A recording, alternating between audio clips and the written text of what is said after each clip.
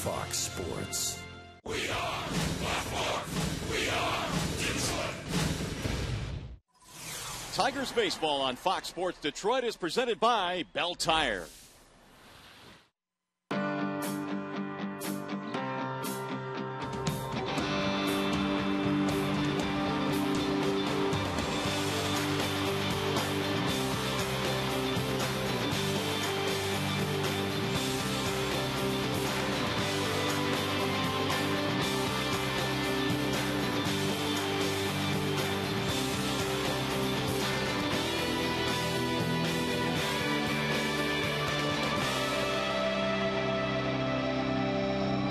It is an absolutely beautiful day for baseball here in the Motor City, and a great day for the Tigers to deal another blow to the Indians' pennant hopes. Here's why. The Tigers, with wins in the first two games in the series, have a 3.5 game lead on Cleveland, and Chicago comes into play 5 games behind the Tigers. Hi again, everyone. Welcome to Tigers Baseball. Mario and Pemba, glad to have you with us. Final game of the series. Tigers go for the sweep today. Ron Allen will join us in a moment. Now, the Tigers have done just about everything right in the first two games. They've gotten some outstanding pitching from Scherzer and Fister, and the offense is clicking. 21 hits in the first two games in the series. A lot of that has come from Alex Avila, and when you look at what Avila is starting to do here in the month of August, it is really becoming incredible. This is when guys are supposed to get tired, especially catchers. But Avila putting together one of the best Augusts in club history. Kurt Gibson hit .462, and that is the top mark ever for a Tiger in the month of August. Look at Avila. He's on a list with some pretty good names. Al Kaline, Alan Trammell. For Alex, a .442 batting average and a .788 slugging percentage here in the month of August. And for Avila, again, he takes the place behind the plate today. 15 consecutive starts at catcher now for Alex Avila. He just continues to roll here in the month of August. Tigers and Indians coming up. Starting lineups, first pitch right around the corner. In the meanwhile, we go back to the Call Sam studios now. Here's Shannon Hogan.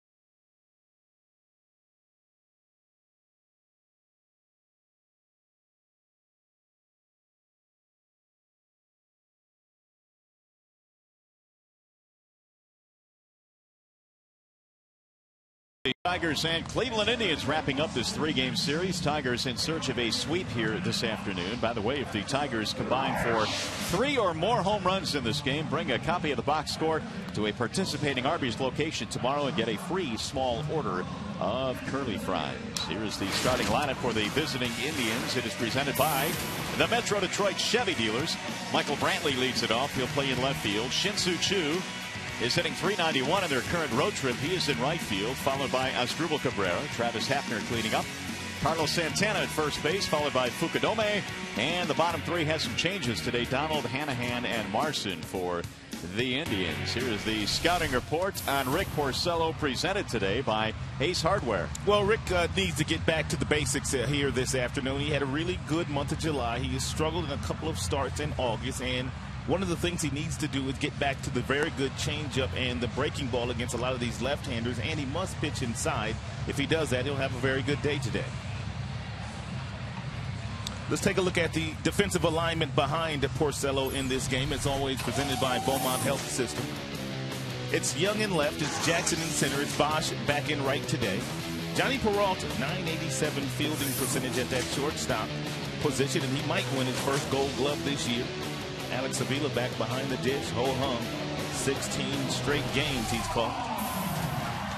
Here are the numbers on Rick Porcello, making his 24th start of the season, hoping for a much better outing today as opposed to his other 2 starts here in August. It's going to be a start for Porcello that is going to be somewhat like Scherzer's start a couple of days ago when a lot of left-handers were going up against him. He used a lot of off-speed pitches real early in the game, and Porcello will probably do the exact same thing. So on a gorgeous day here in the Motor City, the rain has moved out. Sunshine here at the ballpark. Michael Brantley steps in, and we are ready for baseball today. Brantley, Choo, and Cabrera in the first inning for the Indians. First pitch of the ball game sails inside on Michael Brantley, 1-0. Really couldn't ask for a better day. I mean, there's a few clouds up there, a little sunshine, but there's very little humidity. 71 degrees at game time. Perfect. And another sellout crowd anticipated here this afternoon. They've had sellouts the first 2 nights in this series. Here's the 1-0. Ground ball, foul ball just outside of the bag. We were up here talking before this game started, and we were commenting on the buzz that was in the crowd here today. Well, it was a big night here in the Motor City last night with a big concert at Ford Field, the sellout crowd here. And today they filled up this ballpark again.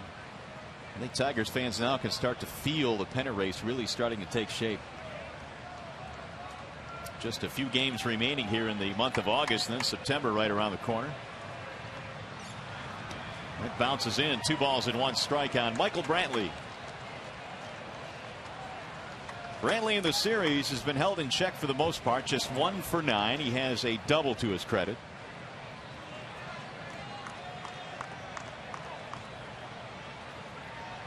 Now the 2-1. Right to the second baseman, Santiago. And Brantley is out, 1 away.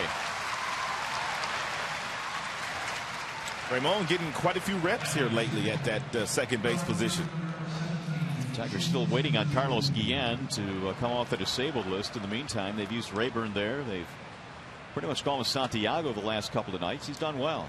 A lot of times Jim will use Santiago late in the game as a defensive replacement, but there's no doubt that with Porcello on the mound and Jim thinking there's going to be a lot of ground balls here today, and that's why Santiago getting the start. Strike called on Shin-Soo Choo. That is going to be a very important pitch for Porcello all afternoon long. That good fastball inside at about 92 miles an hour. 1 ball and 1 strike. Rick in his career against these Cleveland Indians. You look at his lifetime numbers. 4-1 with a 3.50. Here's the 1-1. Again coming inside. 2 balls 1 strike on Shin-Soo Choo.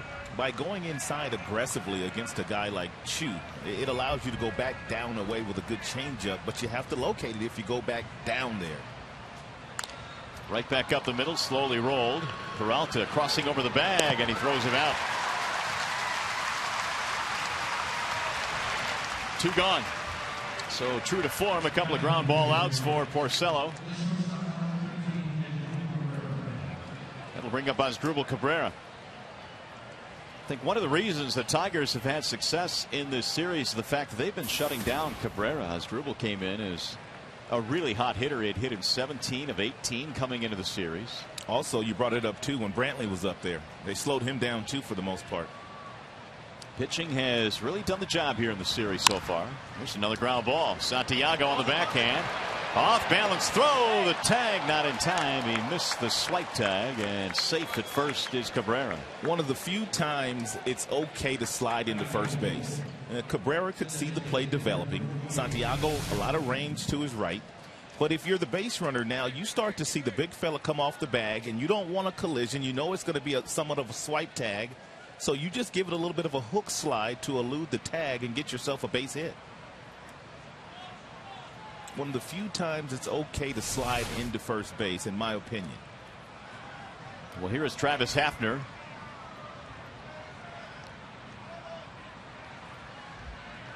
Hafner in the series 0 for 6. He has a walk. And he looks at ball 1. 282 this year for Travis, 11 home runs. Indians have stranded a total of 14 on base in the first 2 games in the series, including 9 yesterday.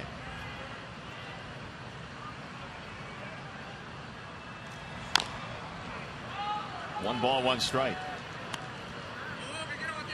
That's the last thing that Prunk wanted to do, was hit a ball off his foot. He's already banged up.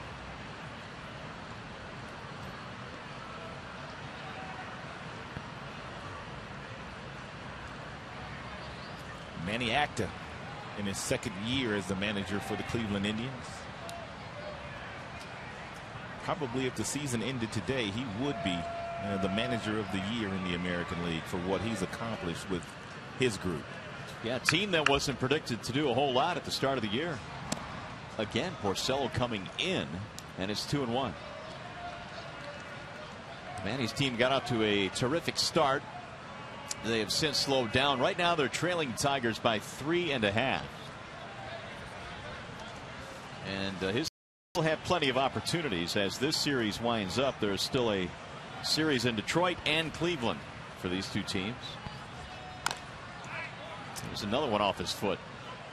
That's the second one in this at bat. And this one appears to hurt a little bit more.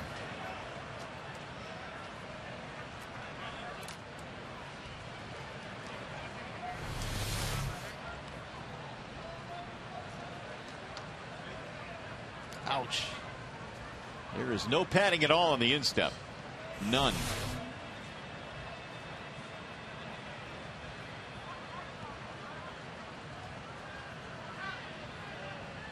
2-2 on Travis Hafner, just underway. No score, an infield hit for Asdrubal Cabrera.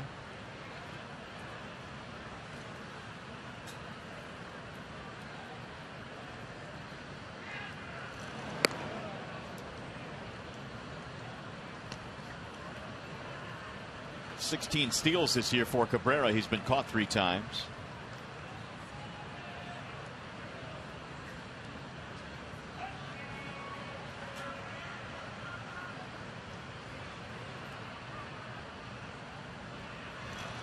Swing and a miss, and Hafner is out of there. Inning is over. So Porcello gets his first strikeout of the day.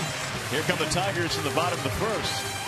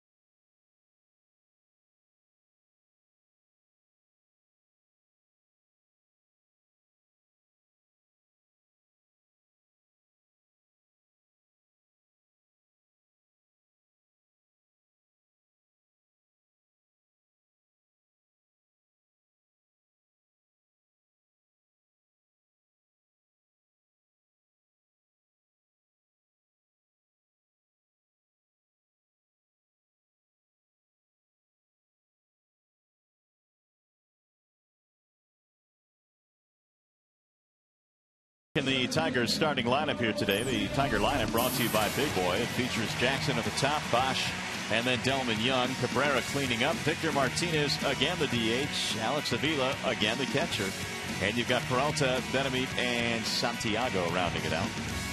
The Bernstein Advantage brings you the scouting report on Ubaldo Jimenez. Get the Bernstein Advantage. We go to bat for you. He's had a few starts already for his new club, the Cleveland Indians, and really the only one that was a good start was the one against the Tigers. He had good fastball command in that outing. The other ones he has not had that, and when he does have the good fastball, he's got a nice mixture of off-speed pitches. And is he the stopper? We'll find out today. The Indians desperately need a victory here this afternoon. There is no doubt this is why they brought him to Cleveland, for games like these. Austin Jackson looks at a ball up high from Jimenez. It'll be Jackson, Bosch, and Young here in the Detroit first inning. Fouled back out of play. 1 ball, 1 strike. Jimenez has that unique delivery in which he looks like he's throwing a hatchet. It's a delivery that he formulated back in A-ball years ago when he had an injury, coming off an injury. He said, the way I throw it now is gave me the least pain coming back from that injury.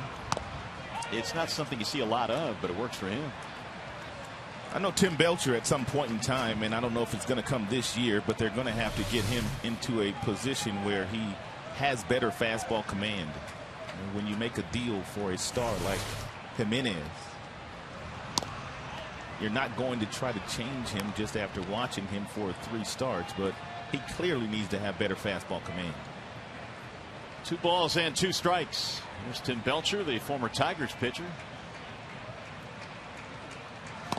Swing and a miss, and Jackson is out of there. A strikeout for Jimenez.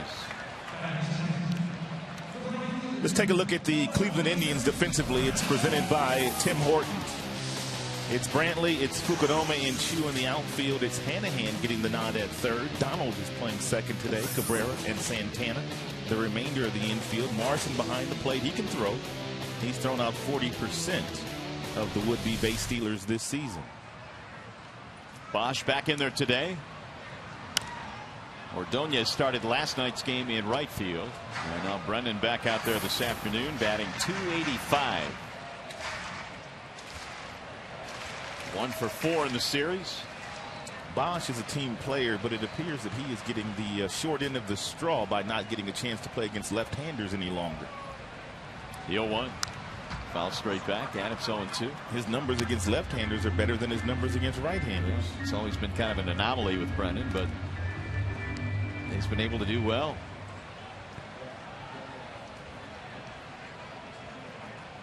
And Maglio in his start last night was able to chip in.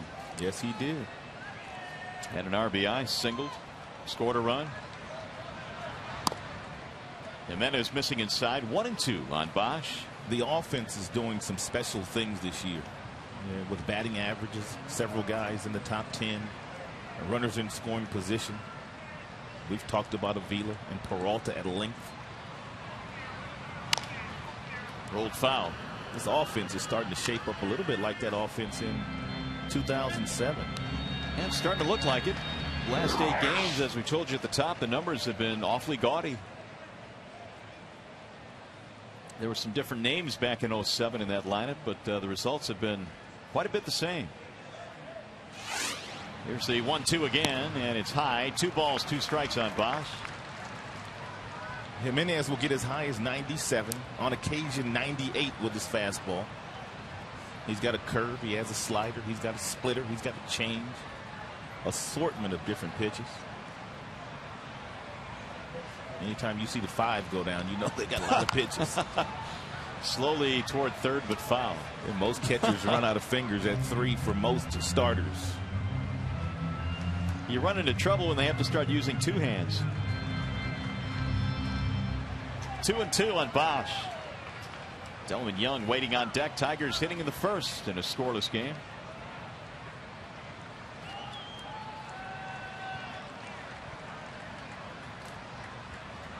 And again the 2-2. Inside, 3 balls, 2 strikes.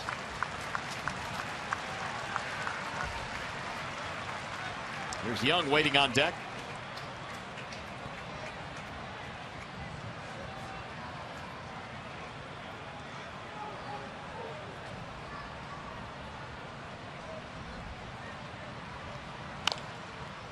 That is lifted foul. Santana will run out of room down the line. And it stays 3-2. Santana, their everyday catcher, is getting a chance to play first base here today, and that's what Manny Acta pretty much has done all year with his very talented catcher. When he simply needs a day off from squatting behind the plate, he puts him at first.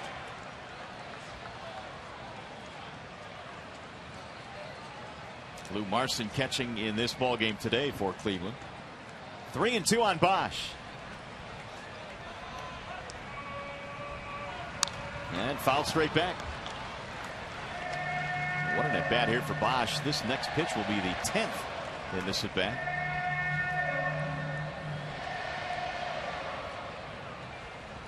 .54 RBIs this year for Brendan. He's at 16 home runs.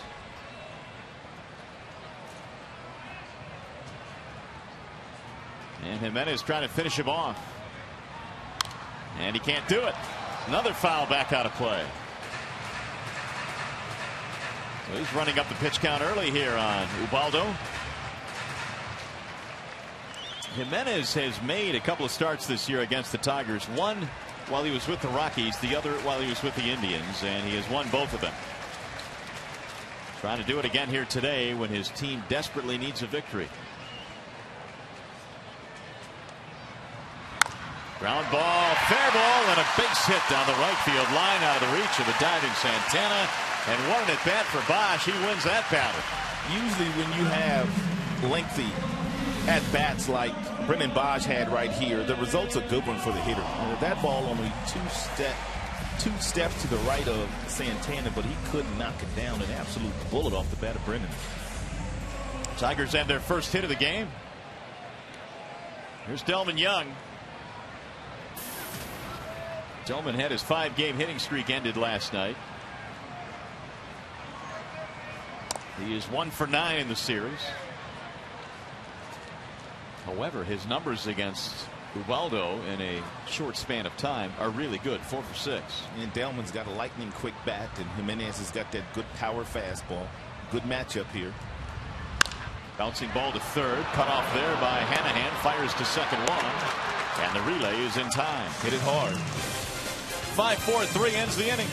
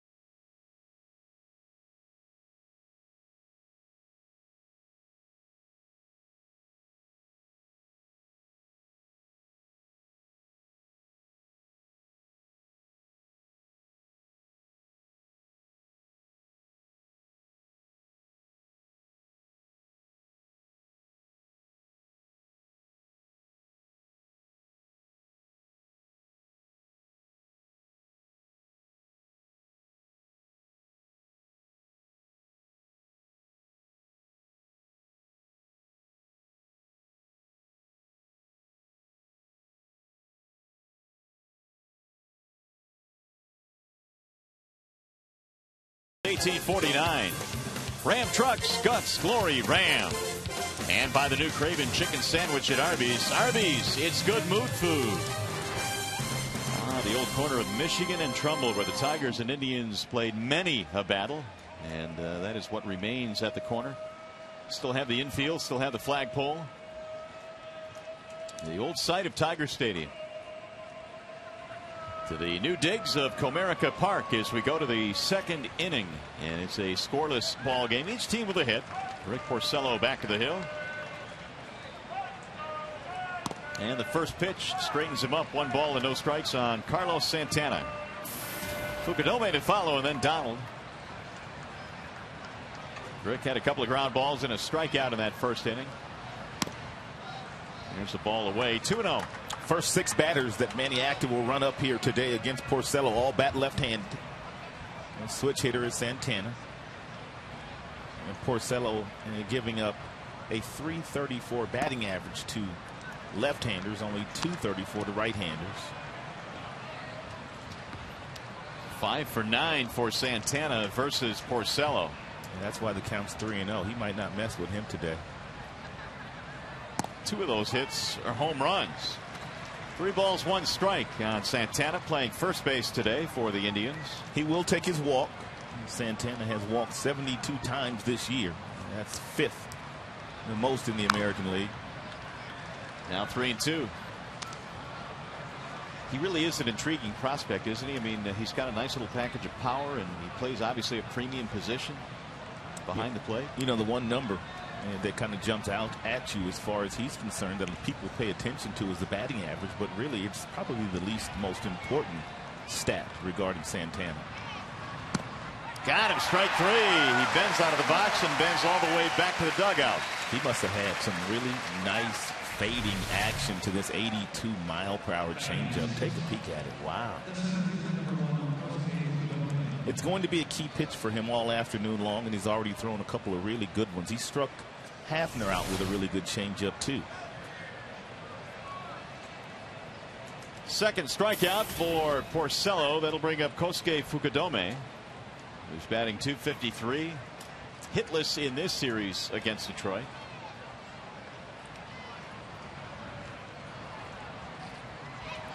And Fukudome takes strike 1. He was an all-star in his days with the Chicago Cubs, the 2008 campaign. He was an all-star. Numbers were pretty good that year. There's a ball. 1 ball, 1 strike.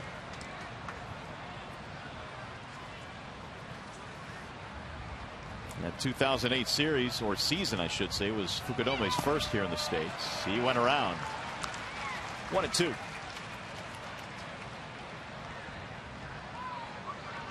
Kosuke playing in Chunichi in Japan for 8 seasons before coming to the States. And Porcello has him set up 1-2.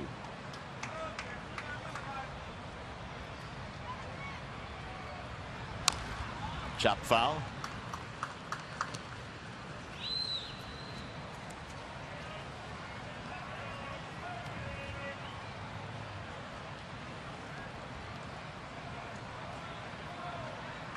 Here's the 1-2 again. And a roller towards second. Santiago gobbles up another one. Another ground ball out there for Rick. 2 gone. That'll bring up Jason Donald. Donald a chance to play second base in this game today. Valbuena was playing the other first 2 games in the series. Donald batting .207.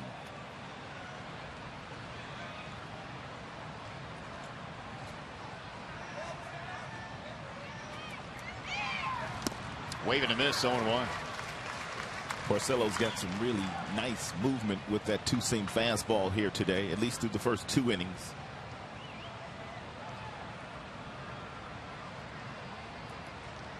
The 0-1. Rolled foul. No balls, 2 strikes on Donald, who will forever be linked to the Tigers in this ballpark. He hit the ground ball that eventually was ruled a hit in Armando Galarraga's almost perfect game.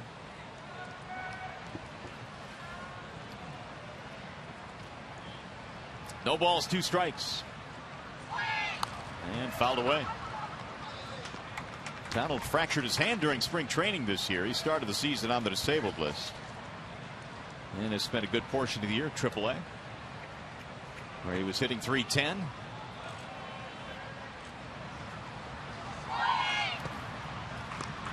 One and two.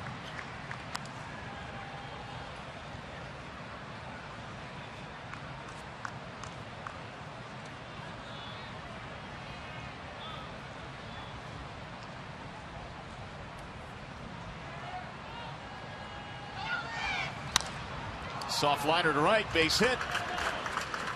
Donald reaching out toward right field and has the Indians' second hit of this game.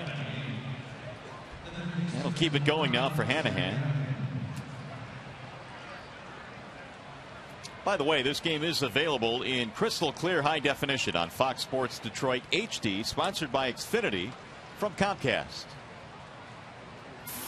Here is Hanahan, who got off to a tremendous start this year in the month of April.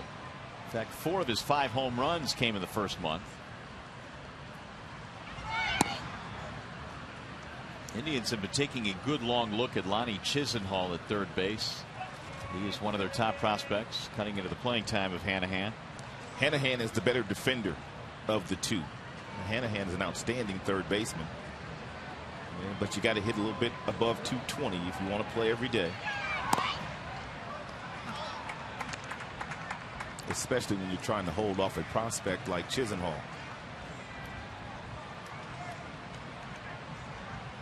2-0 on Hanahan.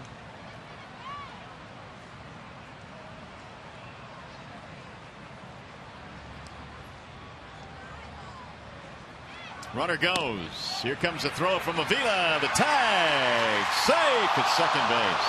Why is that, Tim McClellan? Tim McClellan right on that play. The throw was to the other side of the bag, and maybe by the time he reached around, it was too late. Close play. Real nice exchange, really nice throw, and it looked like he had him. Yeah, that was close. Let's see. This ought to tell us. The only thing that Peralta could have done differently there is get to the bag a little bit quicker, and then also let the ball travel all the way to the bag where you don't have to reach back and try to tag that base runner. If he does that, they may have had him. Good call by McClellan. He just got in there with that hand. Foxmo. Ooh. Boy, was that close, though. Here's the 3-1. And he lost him, so Hanahan is aboard. First walk for Rick in this game. 2 on now for the Indians. Here's the catcher, Lou Marson.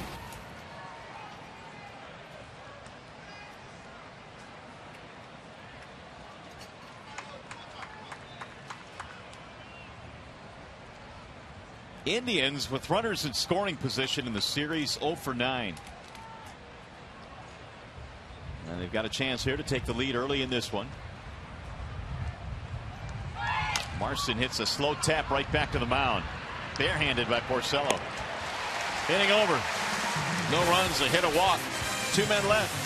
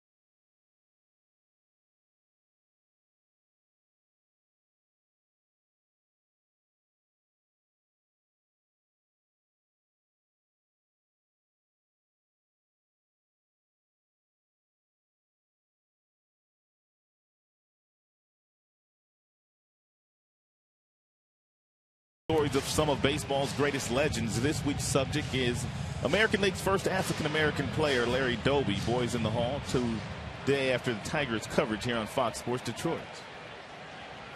And the Tigers coming to the plate now here in the bottom of the second.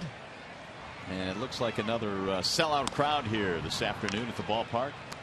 Settling in nicely. Not too many seats to be had here today on a gorgeous afternoon. Cabrera batting .322, has a couple of hits and an RBI in the series. Jimenez back home and it's rolled to third base. Hanahan. One out.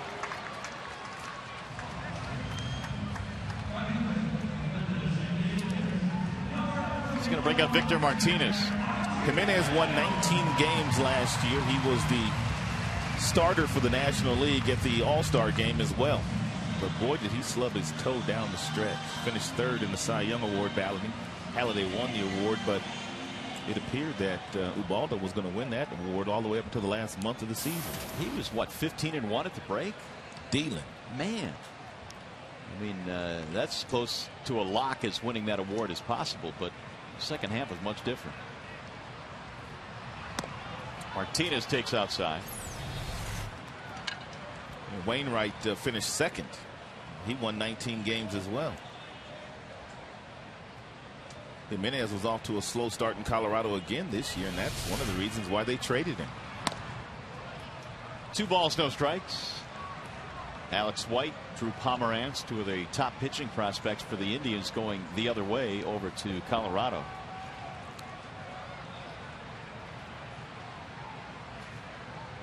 Here is the 2-0 from Jimenez.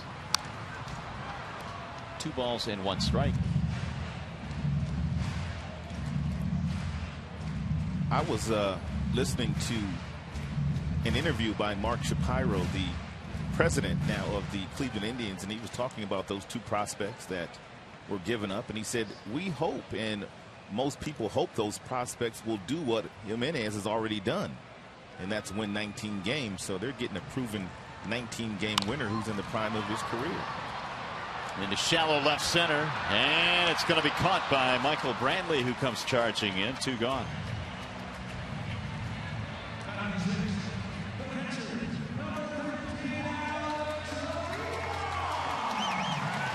Well, Drew Pomeranz, one of the prospects that went over, had an emergency appendectomy last night, and he's done for the year.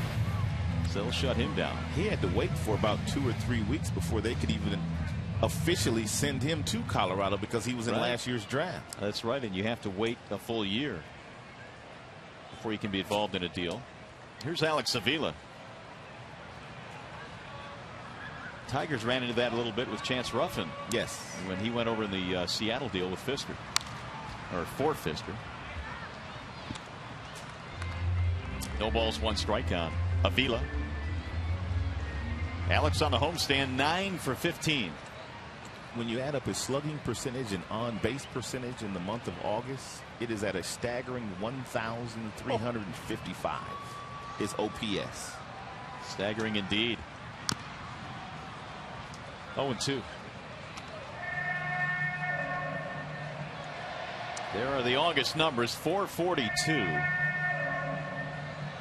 197 in the month of July. There are very few guys, though, Rod, that if you look at their numbers month by month by month, are not going to have at least 1 month or 2 where they're maybe in the 200s or lower. No doubt. You know, there are a few guys, obviously, like the Cabreras and the Pujols and all the really great hitters that are fairly consistent. Strike called, and Avila is out of there, and Jimenez has his second strikeout of the game. 2 innings in the books today.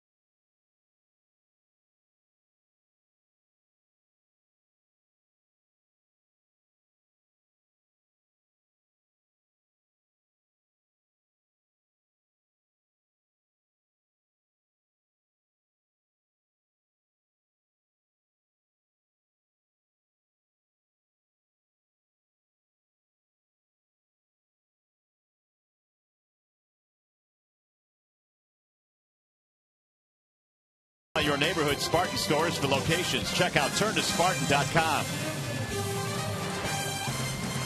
Back here at Comerica Park where the kids are having fun today. It is a scoreless game. No runs, 2 hits for Cleveland. No runs, 1 hit for Detroit. By the way, you can vote for your Tigers McDonald's Player of the Game.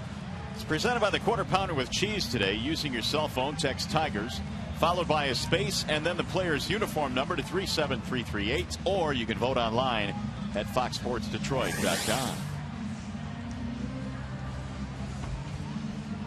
Mentioned a sellout crowd here this afternoon, and they are enjoying great weather and anticipating with great hope the Tigers will sweep today. A bunch of kids at the ball yard this afternoon as well as summer is winding down. The kids will be going back to school here real soon, won't they? Yep, don't say that too loud though. You'll depress them. No, the parents will be happy though. Yes, they will. They cannot wait. Here come the Indians now. Brantley is the leadoff man. He is starting things off here in the 3rd, and he takes ball 1. That is always a very difficult time for parents when summer rolls around, trying to keep the little people occupied every single day. But they don't go outside like we used to when we were little. That's all we had to do was to go outside. Just be home before the street lights came on. What would happen to you if you were home after the street lights? Oh, I get a whooping. Yeah, and it wasn't no timeouts, Putty. It didn't take long for you to answer that question. No such thing as a timeout. You didn't get no timeouts, did you? No. That's a recent phenomenon. Yeah, little spanking. 2-1 on Brantley. Brantley bounced out back in the 1st. He'll be followed by Chu and then Asdrubal Cabrera.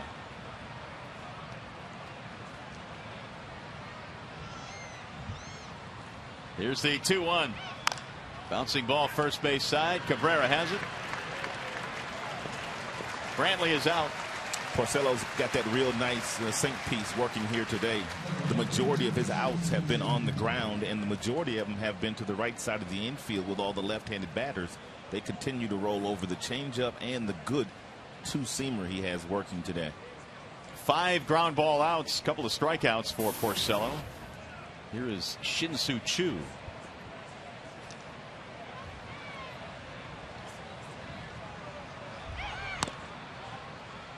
Ball 1 inside of Choo.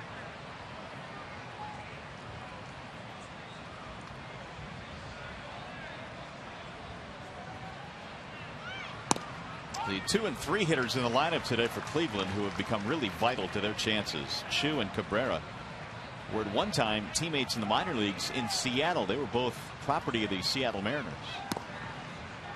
Shin-Soo came over in a deal for Ben Broussard. And Asdrubal Cabrera came over in a deal for Eduardo Perez.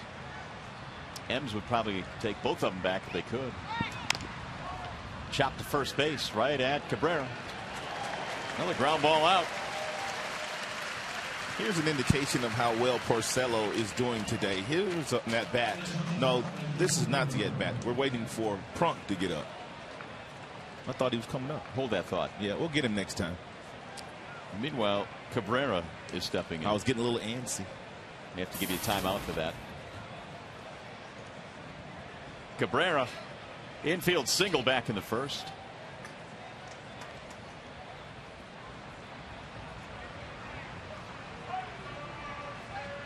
Showing bunt. Strike 1. It's not a bad idea by Cabrera. He has been slowed down in this series. Why not try to bunt, get on base? Only 4 for his last 22 at bats.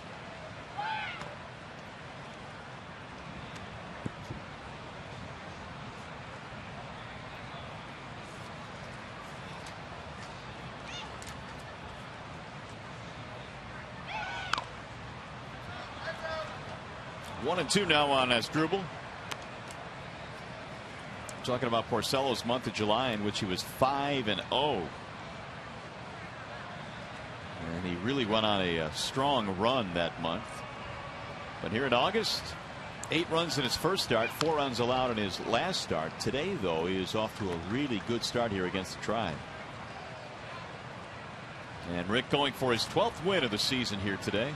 Well, if the Tigers are going to separate themselves from the Cleveland Indians and the Chicago White Sox, they're going to have to get the kind of pitching performances from their starters they've had on this current homestand. Yeah, we're seeing signs of that. Certainly with Scherzer 2 nights ago, and then Doug Fister last night. Knowing you got Verlander going tomorrow when you get down to Tampa.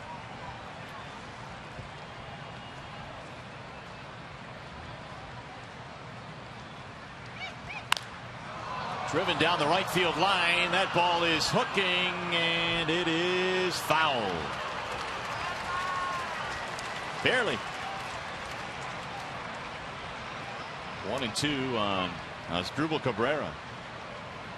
Jim Leyland had an option of starting Verlander today because of the off day the Tigers had, but he decided against that. You see that ball was plenty foul. And so Justin will go tomorrow. Ooh, what happened there? Porcello throws behind Cabrera, who takes exception to that. And they're going to jawbone now. Asdrubal didn't really appreciate that ball heading behind his back.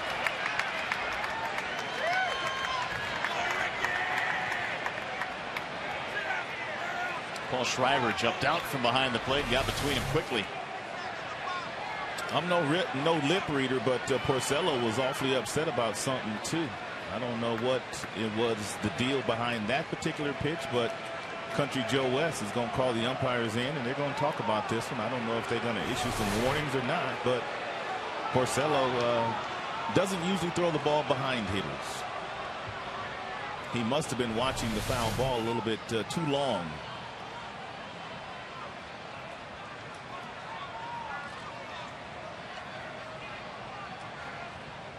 Well, I mean, it was a foul ball.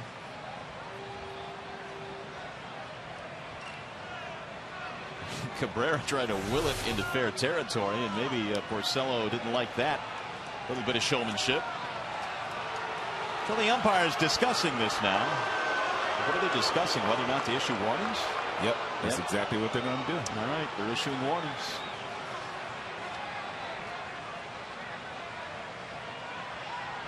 Tim McClelland is barking something at either Porcello or the dugout. Joe West is the crew chief, even though they have Tim McClelland on this umpiring crew as well, who's been managing umpiring for a long time himself. Yeah, 23 years. Yeah, Country Joe. He made that decision after that pitch to Cabrera. And missed inside and low. 3 balls, 2 strikes.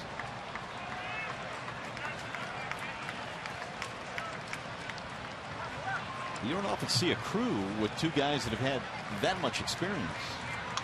Angel Hernandez used to be on this particular crew. Rolled foul. And that crew stayed in trouble with he and Country Joe. They stayed in trouble. They did. They had to split them up. No, they did. And there was some talk about some tensions with that crew. Not amongst themselves, but with teams and that crew. Bouncing ball to third base. Benamed has it. And Cabrera's out. Inning is over. 1-2-3 inning. Another ground ball off Porcello.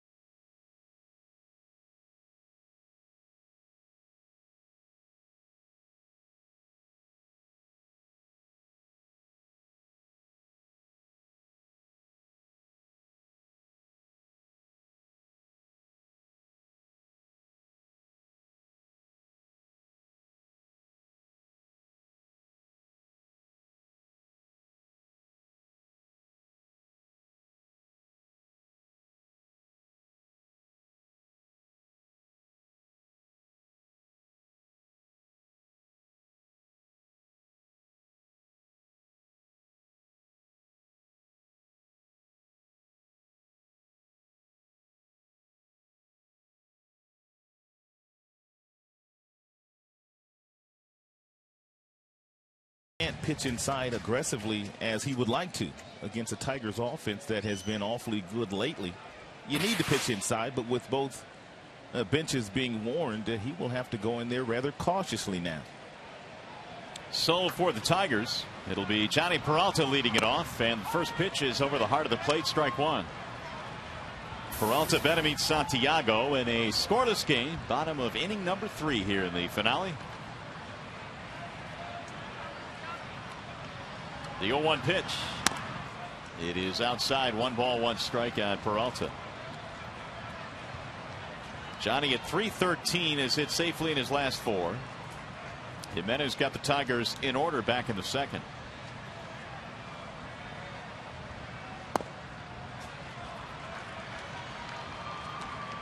Two and 1. The 19 wins that Jimenez had last year, a franchise high for Colorado.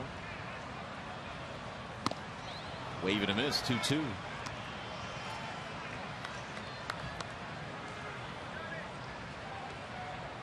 Also threw the first no-hitter in Rockies history against the Atlanta Braves last year.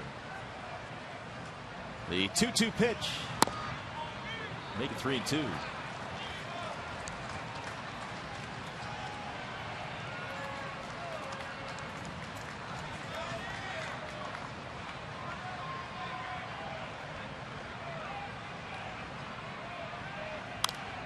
That'll be fouled back out of play.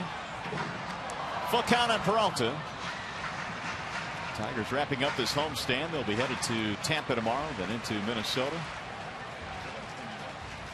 And they would love to go to Tampa with another game up on Cleveland. Trying to get to 4.5 up with a win today. High, he walked him.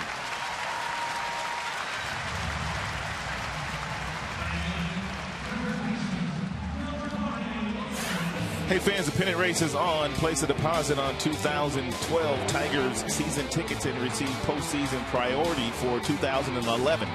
Call 313-471-BALL or visit Tigers.com for postseason priority tickets. Wilson Benamed is the batter. Tigers have their second base runner of the game.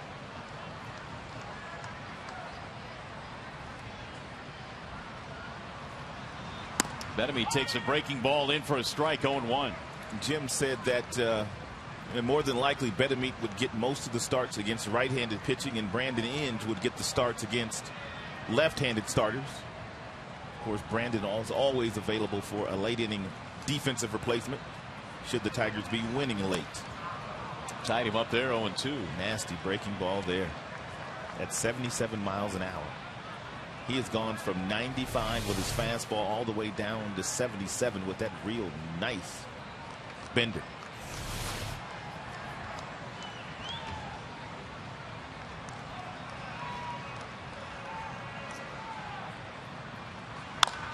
Driven down the right field line. That is going to be a fair ball. Up against 330. Peralta will go to third base and stop there. It's a double for Benamed. Not good pitch selection there by Jimenez and the catcher Martin. He threw him 2 straight breaking balls, 2 of which he didn't look good on. And he came right back with another breaking ball, same speed, but this was a bad one. It's right over the heart of the plate, and Benamed absolutely drills it off the 330 sign, and the Tigers are in business here.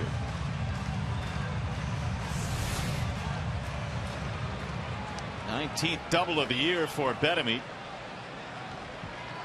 All Benamed does is hit when he plays. He does that indeed. much I do know. It's over 300 in a Tigers uniform. He just hits. Tigers last night with men in scoring position were 6 for 15. See if they continue that today. They will. Base hit left field. Benamed stops at third. Peralta scores, and it's a single and an RBI. How about Santiago? Guys like Santiago really have no problem against power pitchers like Jimenez, because they're really not trying to drive the ball into the gap. They're simply trying to put the ball in play. Runner on third, less than 2 outs. Tremendous concentration, head down. He finds the seam in the outfield, and he drives in the first run of the game. Santiago's really been getting busy the entire series. Doubles, homers, singles, sac flies. He's been on a mission. Santiago coming through again here this afternoon. It's a 1-0 Tigers lead. Austin Jackson steps in, still nobody out. Walk, double, and a single greeting Jimenez. Bear in mind, the first couple of innings, Jimenez was pitching inside a little bit more aggressively. Bouncing ball, base hit left field. Benjamin scores. Jackson has an RBI single. And now that both benches have been warned here already in this game, Jimenez not going inside anymore.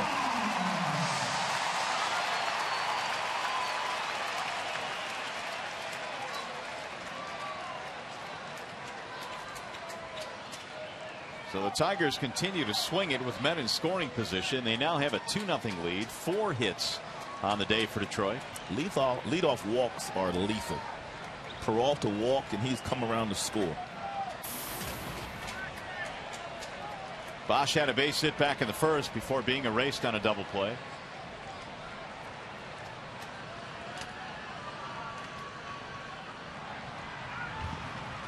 Marson blocks it.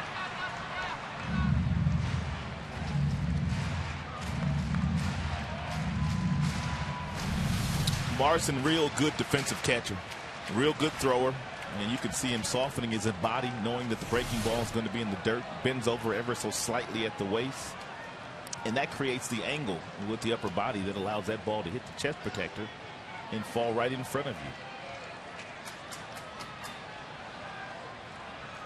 Marson has thrown out 40% this year trying to steal. Obviously known more as a defensive catcher than an offensive catcher. He came in batting .212. 2 on here for Brennan Bosch. The 1-0. Driven to center field. Fukudome coming in. Ooh, he struggled with that one. Santiago was entertaining some thoughts of tagging up here. He got back to the base in a timely manner, and then he took 3 or 4 hard steps. And had he continued to run with the difficulty that Fukudome was having in the outfield, he would have made it safely. First and foremost, he wasn't sure he caught that ball. What happened there? I'm not sure. He jumped for it, wasn't sure that he had it, and then when he reached in to get it, and he was looking at Santiago to see what he was doing. Here is Delman Young. That's the first out of the inning.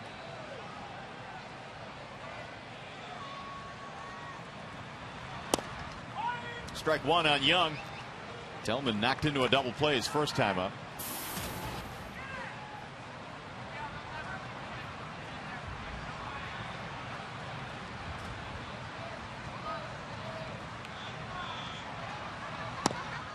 And strike 2 as Jimenez quickly gets ahead in the count. 94-mile-an-hour heater that time from Ubaldo.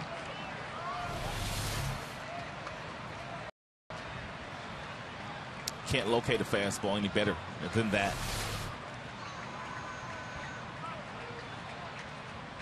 The 0-2. Delman would not chase that one. 1 ball, 2 strikes. If you're Delman, you kind of have an idea of how he wants to get you out. Delman's always been known as a real good fastball hitter, but sometimes struggles with breaking pitches. You can't look for a breaking ball here with 2 outs, but it should be in the back of your mind. Look for your fastball, look for the ball, and make the adjustments to the breaking ball.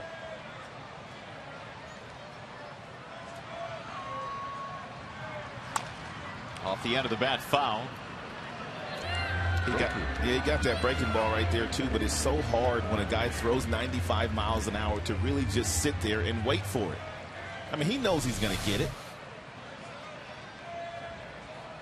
Rookie handing out a souvenir. Barehanded that one. 1 ball, 2 strikes on Delman Young. So is he getting another one here then? I don't know what he's going to get here. I just know in that last pitch is going to be a fastball. The out pitch is a breaking ball. 2-2. That's a show me pitch. He still wants to get him out with a breaking ball.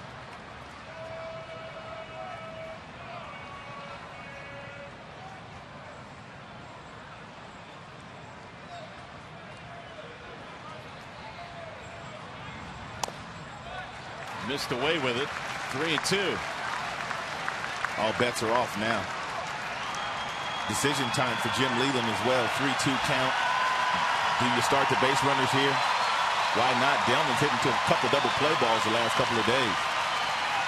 But then you got Cabrera in the on-deck circle. Yeah. Oh, my goodness. And Marson will throw you out. That's why managers make the big bucks. Let's find out what the decision is here. Jimenez has gone to 3 full counts. Runners are going. Breaking ball drilled. Deep to left center. Way back. That ball is gone. What I tell you he wanted to get him out with. And he made a mistake with that breaking ball. And Delman Young absolutely killed it. To say the least. Over the bullpen, into the seats. It's 5-0. What a gutsy move it was to bring him into a Tigers uniform. Little hanging breaking ball, and he lifted, and he separated, and he absolutely drilled it. Wow. Too many breaking balls. And that one was sitting on a tee. And now it's sitting in the seats. Delman Young hits his 6th. And his 2nd in a Tigers uniform. First one came his first at bat. Manny Acta making his way out to the mound, having a chat. It was a real bold move by David Dombrowski to claim Delman Young off waivers and then make a trade for Delman and bring him into the Tigers family. And the Tigers have welcomed him with open arms. And Delman is elated at wearing the Old English D. How about this? That ball traveled 415 feet. He's got some unbelievable skills. He really does. He drove in 112 runs last year. And if he can capture some of that magic down the stretch, now he's going to help this Tigers offense immensely. Tigers trying to send these Indians reeling. They lead 5-0. And Cabrera takes the ball outside. So Jimenez, who is being called upon to be their stopper today, has given up 5 runs on 5 hits. And we're only in the 3rd.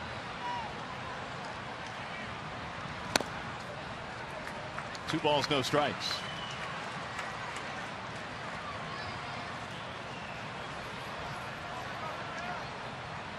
This will be the 25th pitch of this half inning for Jimenez. And I don't think he's thrown one pitch inside to any of the hitters that have gone to the plate in this inning. If you weren't with us, both benches were warned here today after Porcello threw a fastball behind their shortstop, Asdrubal Cabrera, last half inning. Nothing at all to hit for Cabrera. He gets a walk. 2nd walk now for Jimenez.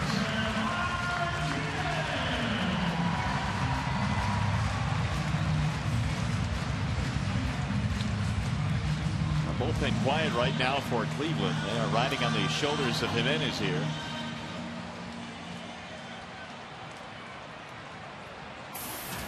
Victor Martinez is the 8th man to bat in the inning.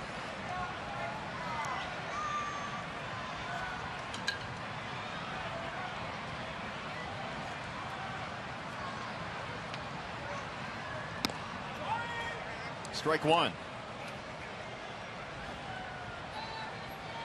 This Tigers offense is picking up today right where it's left off the last 8 games. Sizzling hot. Different guy every day, too.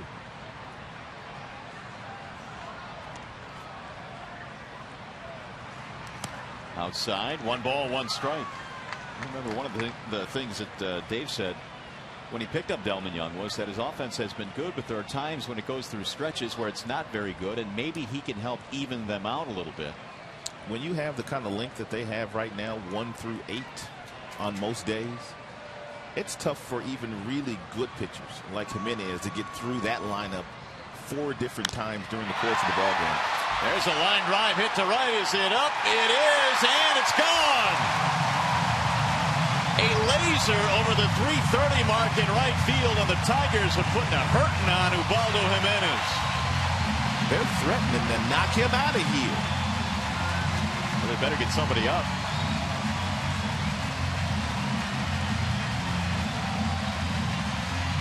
over the wall and right inside the pole. That thing was a bullet. 92-mile-per-hour cheese that was absolutely leaned on by V-Mart. That's some bat speed, people. 7-0 Tigers. And Victor has hit his 8th. Ugly inning for Ubaldo Jimenez.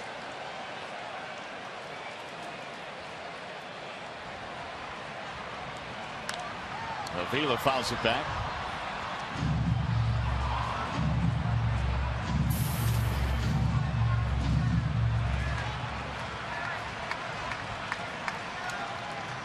Bullpen is still quiet for the Indians. Tigers have rolled up 7 runs here in the 3rd. Well, their bullpen is in better shape, but it's not in great shape. I mean, in their last 10 games, I think they played 2 14-inning affairs. One against us and one against the Chicago White Sox. That's not going to help your pitching staff.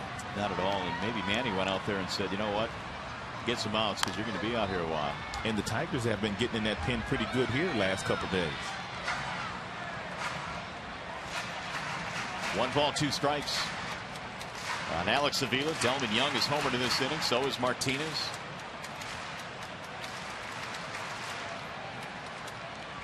Don't know for sure, and you don't know how it's going to shake out. But of all the moves that Dombrowski has made since the trade deadline, the move of bringing Delman Young in might be the most valuable. Young had that injury early this year, which slowed down the start of his season, and still was not nearly on the pace that he created last year. But if he can give you anything that was similar to what he did last year. The 1-2. 2 balls, 2 strikes. At his age, I don't really see why he won't be able to do that. 25 years old. You would think. #1 player chosen in the country. 35th pitch coming up in this half inning here. Swing and a miss. And Avila goes down.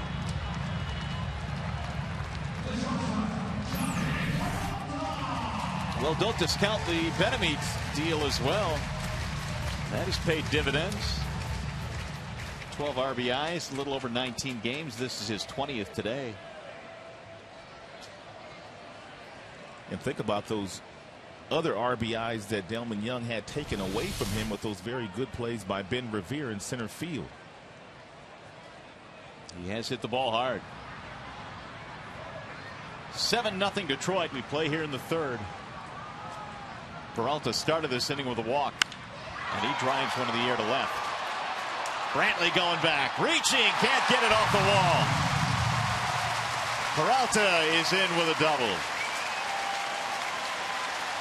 Batting practice right now.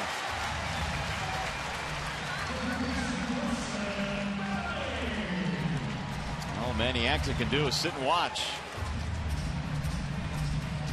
So Peralta is on for the 2nd time in this inning.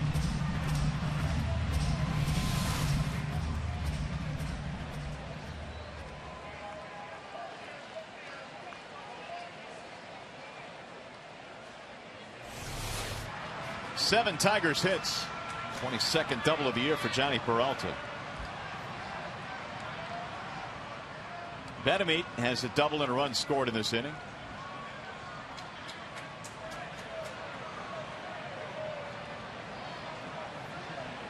Benemit, his last time up, got 3 straight breaking balls from Jimenez, the 3rd of which he drilled for a double. And apparently that's how they feel like they're going to get him out today, because that's another curveball. Well, it bears repeating the point that you've made a couple of times already, the fact that he's not been able to pitch inside because of the warnings. The 1-0. In reality, he can pitch inside. It just has to look like you're pitching inside and not throwing at somebody in there. And I think that's where Jimenez may have made his mistake in this game. I mean, you can still pitch inside. Missed it away, 2-1. You just can't make it look like to the umpire that there's any intent at trying to hit a batter.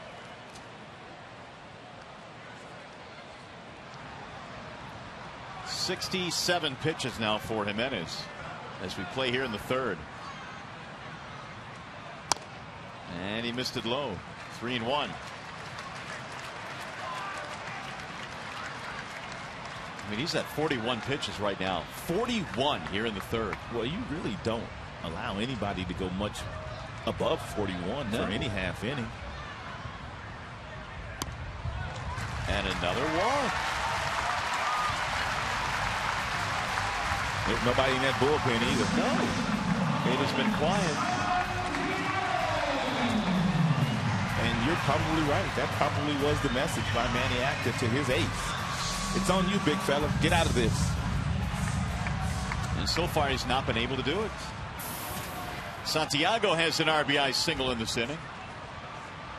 Tigers trying to add some more. A 7-run third. Ball one.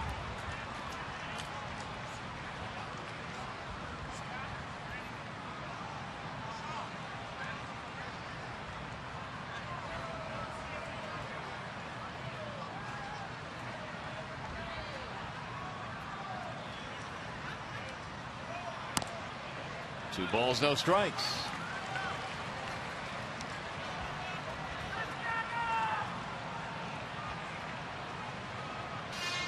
And now Lou Marcy going to trot out to the mound to give Jimenez a little bit of a blow at least. And more than likely they're going to get somebody up too.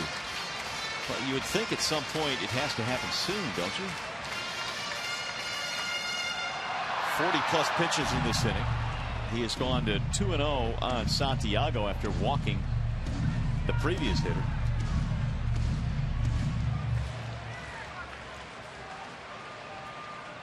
Well, Santiago may as well swing at this fastball right down the middle if he gets it. Fouled it away. A lot of people at home probably thinking to themselves, well, why not take, Rob? He's been so wild and erratic.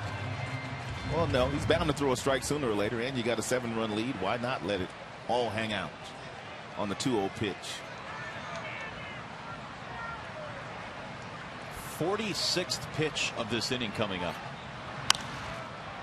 Foul back out of play.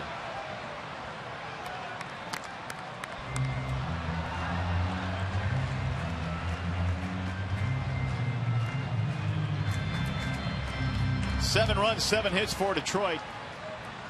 No runs, 2 hits for Cleveland. Jackson waiting on deck.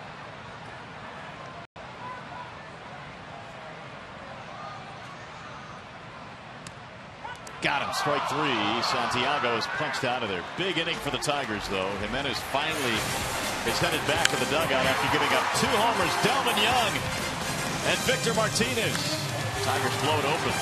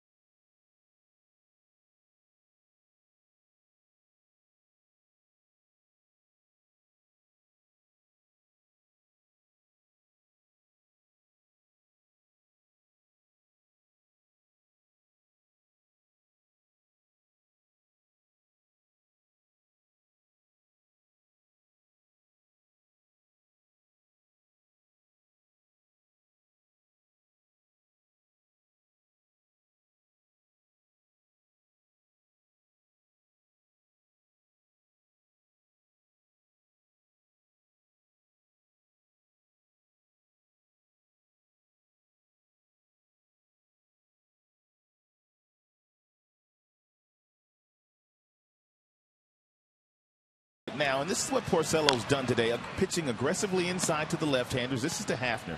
Everybody inside. He fouled a couple of balls off his front foot. You speed the bat up with the fastballs inside, then you slow him back down with a good changeup fading away, and that's how he got strike 3 against Travis. Meanwhile, his offense putting up 7 big ones against Ubaldo Jimenez. 7 runs, 7 hits for Detroit, and Hafner will lead things off here in the 4th inning. Hafner, Santana, and Fukudome.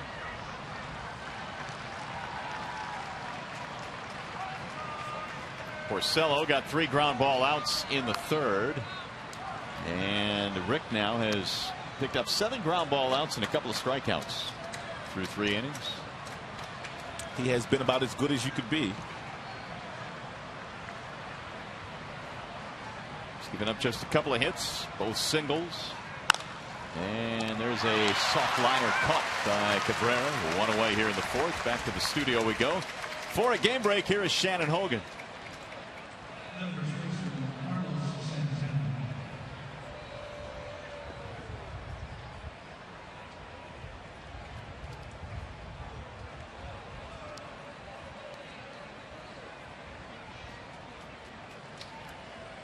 All right, Shannon, thank you. Here it is 7-0 Detroit. And Rick Porcello facing Carlos Santana. Ball 1. Tampa is 68-56. They're 12 over and they're 8 games back in their division. That's an unforgiving division. Life in the East. 2-0 on Santana. And if you're any of the other American League teams, you better win your division because the wild card will come out of the American League East this year, as it does every year.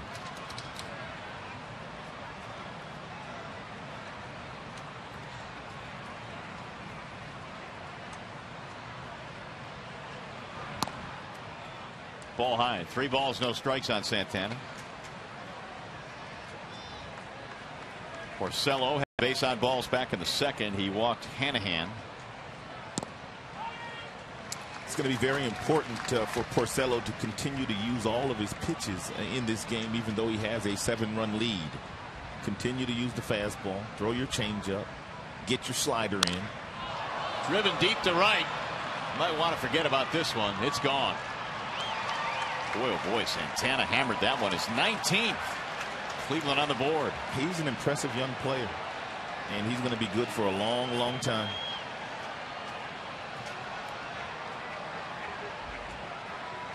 He's got real power in his bat. 88-mile-per-hour fastball that really didn't do a whole lot.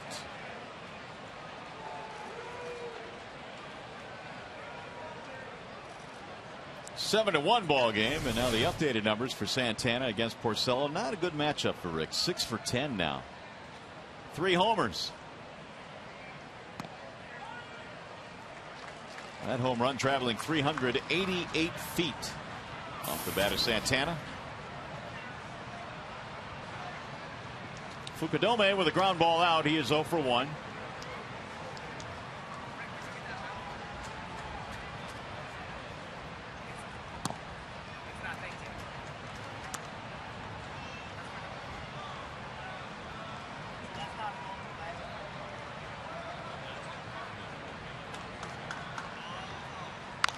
Grounded foul outside of the bag at first. 1 ball and 2 strikes on Kosuke Fukudome. 0 for 9 now in the series for Fukudome. 2-time batting champ over in Japan. Won some gold gloves as well. 4 of them to be exact. 2-2.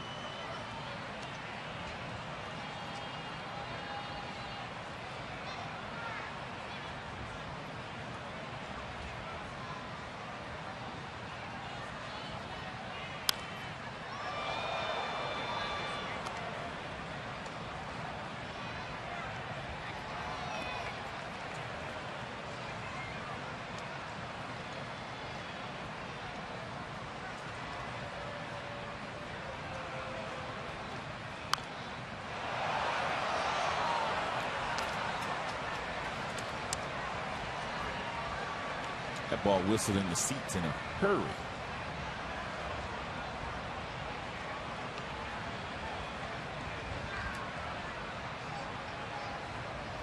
.67 thrown by Porcello, 40 of which have been strikes. And now it goes 3 balls, 2 strikes on Fukudome.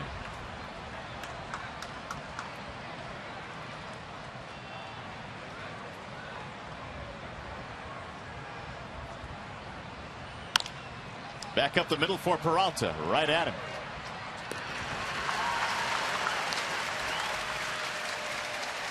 Hey fans, after the game, stay tuned for Tigers Live for reaction, analysis, and highlights from today's game. Tigers Live from the Call Sam Studios and at the ballpark here on Fox Sports Detroit.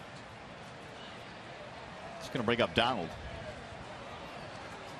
Jason Donald, a single and a steal.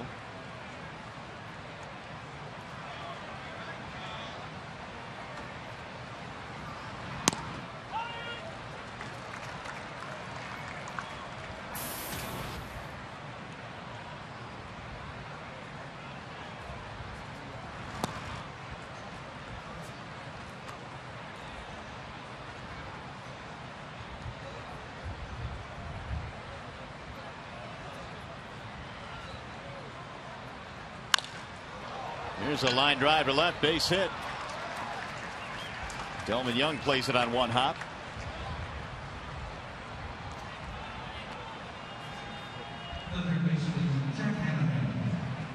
Donald now 2 for 2.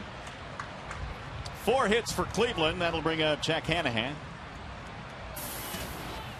It's a great story about Hanahan in the newspaper recently. His wife just gave birth to their young son, Johnny Hanahan. He was, I think, a few months premature, and Jack was in Boston at the time and couldn't catch a flight out because their game had ended too late. So his teammates chipped in, and they all brought him, or rented a private jet for him to get back in time for the birth of his young son. A really incredible story, and really goes to show what teammates will do for each other. Family. It's like family down there. Otherwise, Jack was going to have to catch a commercial flight the next morning and miss the birth of his son. Great story. There's a base hit to center. It's kind of reminiscent of that story with Ron Washington a few years ago when he lost his home in Hurricane Katrina in New Orleans, and the entire body of teammates and coaches in Oakland ponied up enough money to allow him to buy another house. And even Jason Giambi, who was playing for the New York Yankees at the time, not the Oakland Athletics anymore, gave some money to Ron Washington too. Yeah, those are great stories. Lou Marson stepping in. 5 hits now for Cleveland. They try and crawl back into this game. There's a strike on Marson. That's when Wash was a coach. Of course, as a manager, you make a few more nickels. But when he was coaching, needed a little assistance.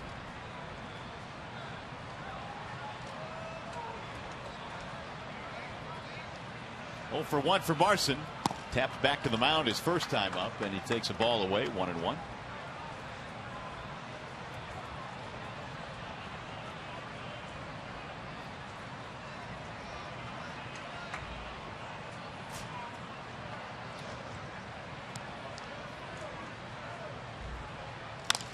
Slap to right field. That is a base hit.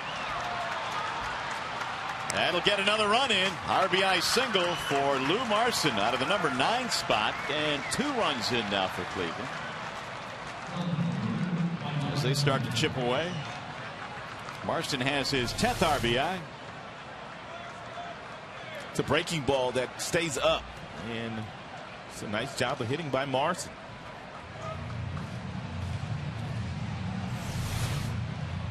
Jeff Jones coming out to have a little confab on the hill. Marson knocks in his 10th.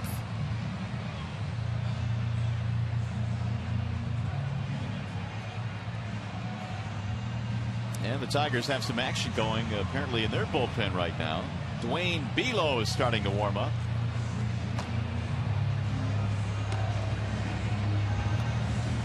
.76 pitches now for Porcello, so he's thrown a few as well.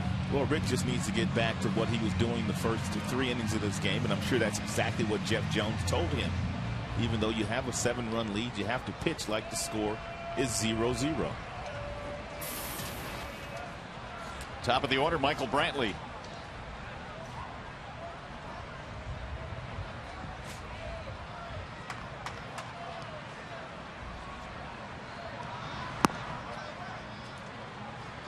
Brantley in this game, couple of ground balls. Porcello got a lot of those early in this contest, but he's thrown a few pitches now in this inning. Number 25 is upcoming. Hand to hand, Marson, the base runners. The 1-0. 2 balls, no strikes. Rick was kind of cruising along. He had a 1-2-3 third. Got the first batter here in the 4th, and then the Santana homer.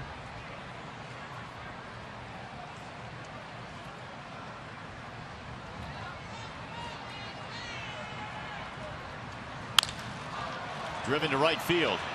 Bosch is on the run. Not going to get it, up against the wall. This, it looks like, will get 2 more runs in, and it will. It's a double, 2 RBIs for Michael Brantley, and the Indians are right back in this game. And there is some life now in the Cleveland dugout. Yeah, Brantley doesn't like to swing early in counts, but when you get yourself in a 2-0 count, you know you're going to get a fastball. That's when he gets out in front of it. Bosch couldn't run it down, but when he does pick it up and get it back into the cutoff man, it's too late. Ooh, quick hook today. Wow. Here comes the skipper. Wow. Quick one today. Porcello given a 7-0 lead, gives up 4 here in the 4th, and he'll be taken out. He hands over the baseball. Leland goes to the pen. It's the Wallside Windows pitching change.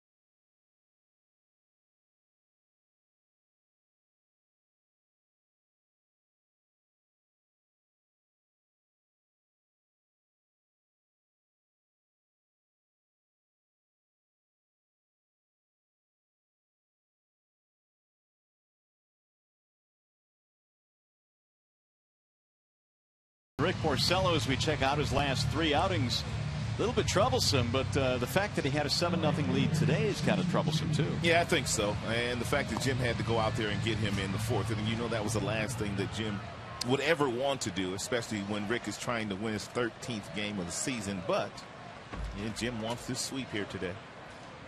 So the Tigers have a new pitcher on the mound now. That would be lefty Dwayne Belo taking over out of the pen. Well, with all the left-handers that Manny Acta had in his starting lineup here at the beginning of play today.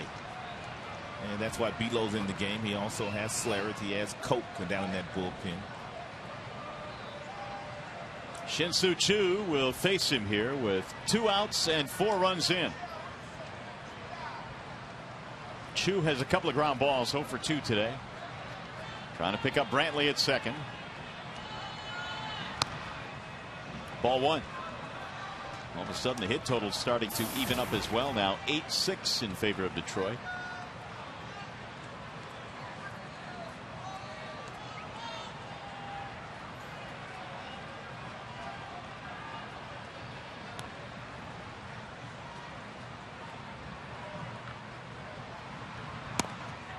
Ball inside, run the count to 2-0 on Chu. Shin-Soo has hit over 300 each of the last 3 years with Cleveland. He is a career .297 hitter. Came in at .253 this year. And the 2-0. Had himself a big rip, 2-1.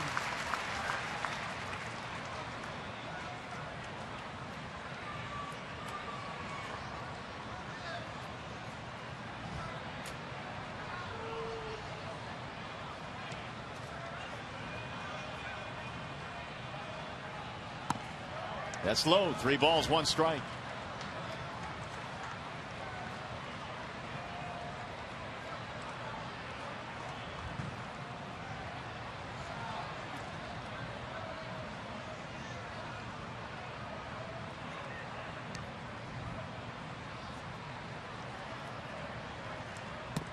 Wave and a miss, and an ugly looking swing there for Chu.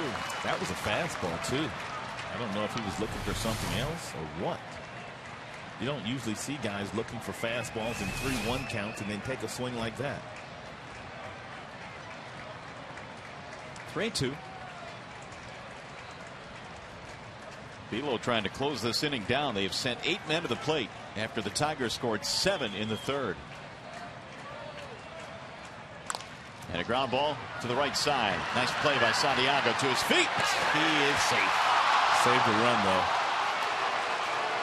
Infield hit for Chu. Big play by Santiago.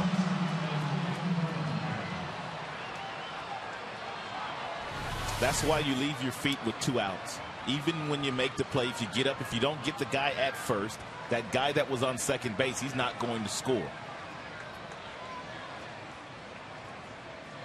It's a great call too. So now the tying run comes to the plate. The 9th man to bat in the inning, Asdrubal Cabrera. You got to give these Indians some credit here. They took a big shot, giving up 7 in the 3rd, and they've come right back to bring the tying run to the plate.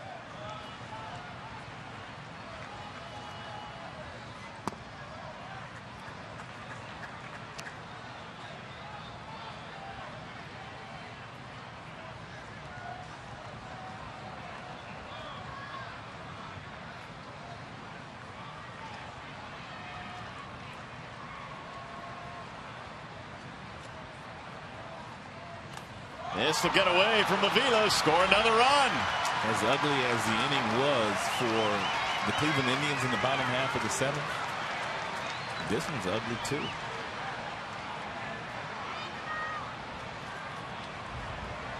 (7-5) ball game, and now Jones again comes out of the dugout. I mean, this was looking like it was going to be one of those kind of laugher games that the Tigers have not had very often. A blowout. Now it's a 2-run game.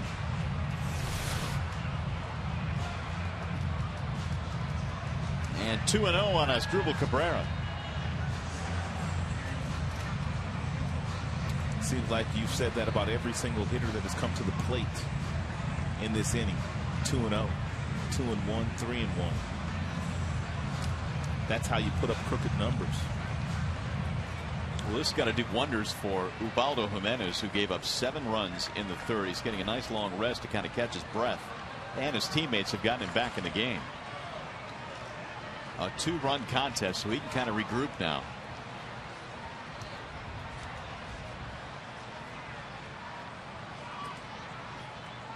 Way outside, 3-0.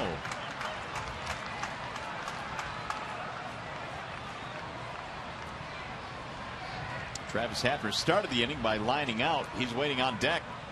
Jones may have told Belo just to pitch around Cabrera. And he does just that. And so now we have runners at first and second. And to get the matchup that they want, and that's the left-hander here. But Belo, the one thing he can't do against Hafner is you can't hang that breaking ball. If you're going to throw him that breaking ball, you got to make sure you get it buried down and away from Travis.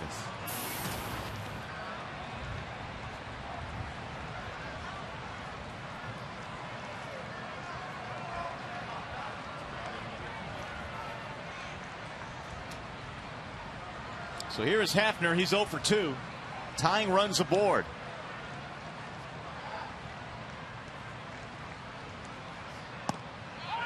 Strike one.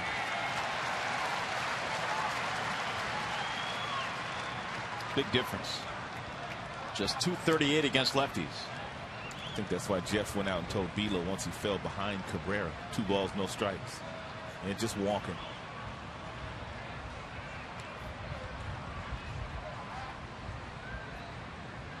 Oh, he popped it up. He got away with that hanging breaking ball. To shallow center, Jackson hauls it in, the inning over. However, it's a big inning for the Indians. They're right back in this one now, 7-5.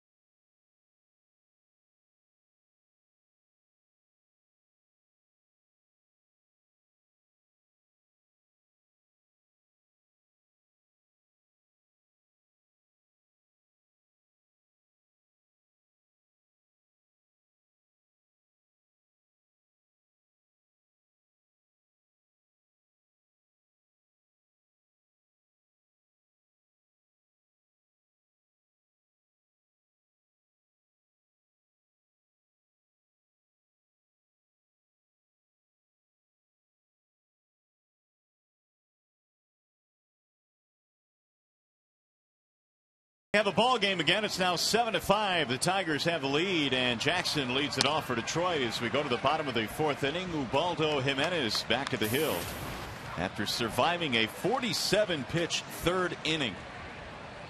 47 of his 74 pitches in one frame today. There's a ball high. 2-0 on Jackson.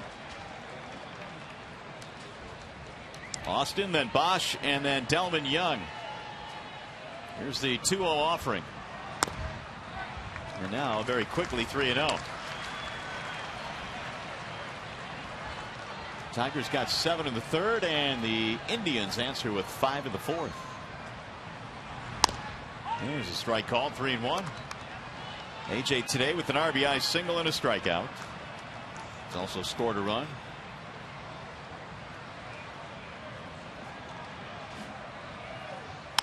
Bouncing ball back up the middle. Asdrubal Cabrera, off balance throw. Not in time. Jackson beats out an infield hit. Cabrera's got a lot of range at that shortstop position, and he's made a lot of tremendous plays this year. But with the speed of Jackson and the fact that he really couldn't stop on a dime to get anything on this throw, allowed Jackson to get an infield single. Austin lunging at that bag. Nice stretch by Santana at first base, too. Ooh, you don't like seeing guys do that, though, do you? Lunge at the bag, yeah. No. Infield hit. Tigers now have their 9th hit of the game. Here's Bosch.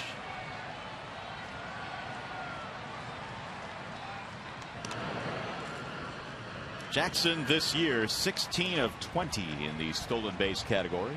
And Tom Brookins has the stopwatch out in his right hand. He's going to try to time how long it takes Jimenez, the pitcher, to get the ball to the catcher, Marson, and then that will determine whether they feel like they can steal a base or not here against this combination, because we told you Marson can throw. So if you're going to steal a base here, it's got to be against the pitcher. Runner goes. Marson's throw on target, and he's safe. Oh, my goodness. Wow. What a throw by Marson. That's why he throws out 40%. Are you kidding me? It's going to be, I think, similar to the last play that we had at second base, where the runner just might have beaten that tag. Great jump by Austin Jackson. It's something that they've been working on for a long, long time. He stays low, very explosive, but the throw was right on the bag. He's in there. Well, let's see.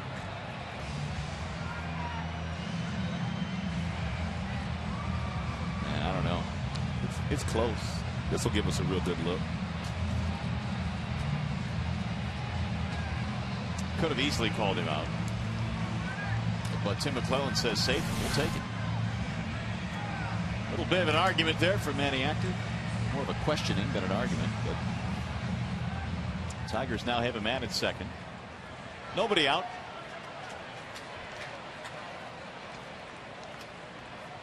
The catcher really can't make a better throw than that, can they? No.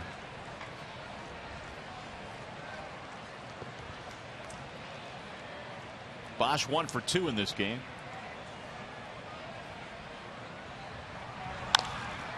High fly ball right field. Jackson better hurry if he's going. Shu has it. Jackson not going anywhere. Look at that throw. Shin-Soo showing off his arm. Most right fielders enough for you to tag up on, but not with Shin-Soo. Does everything right, gets his momentum behind him. And that's one of those plays too, people. If you're home and you're an outfielder, you really don't have to worry about hitting the cutoff man if you have a strong arm like Chu, because if you do miss the cutoff man, there's nobody else on base that's going to advance if you miss the cutoff. So that's one of the few times you can throw the ball over the cutoff man's head. Chu last year led the American League with 14 assists. Here's Delman Young, who's had a nice day. A 3-run homer back in the third. I can hear some little kid now going to practice tomorrow. Mr. Allen said I didn't have to hit the cutoff man, coach. And then you're going to get some phone calls and some emails. What are you telling my kids? Here's the 1-0. Back up the middle into center. Jackson rounding third, coming home. He'll score. Delman Young has another RBI. He's knocked in 4 today.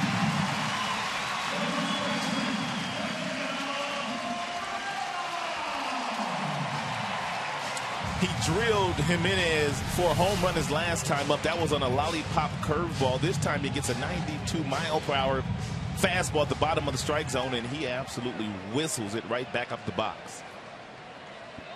Look at Jackson's scoop.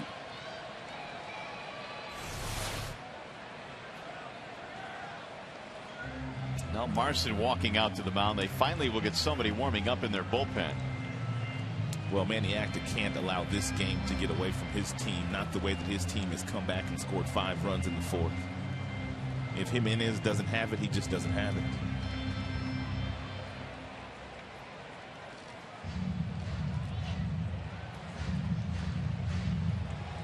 Eight-5 Tigers have the lead here. They got 7 last inning, 1 more here in the 4th, and still batting.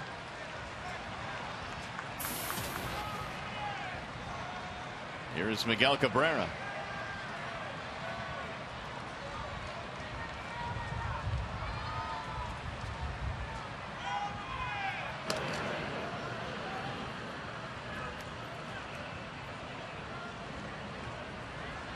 Cabrera walked and scored a run back in the 3rd. He is 0 for 1 otherwise. Jimenez has thrown 83 pitches.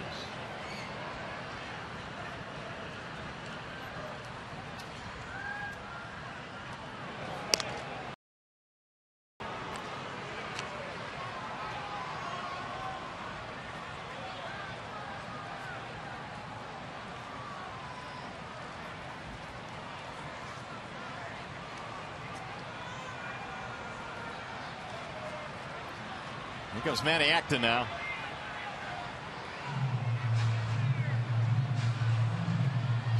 It looks like Jimenez's day is going to be done. Maybe.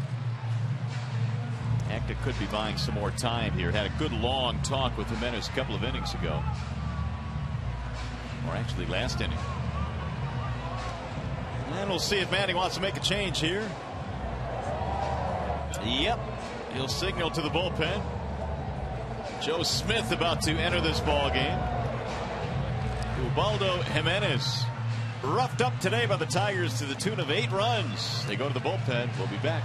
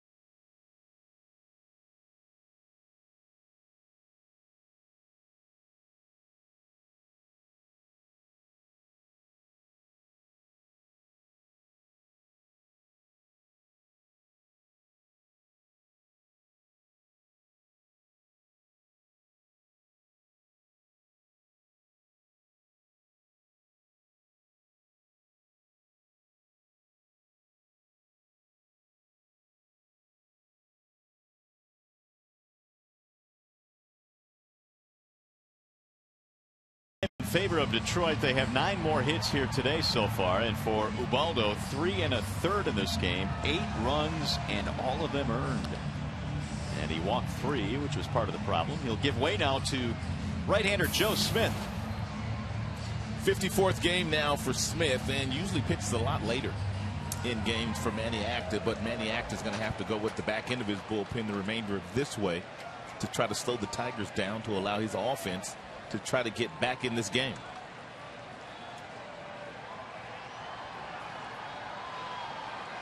The 8 earned runs by Jimenez allowed in this game is a career high. He is still responsible for Delman Young at first base. Cabrera swings and misses 0-1.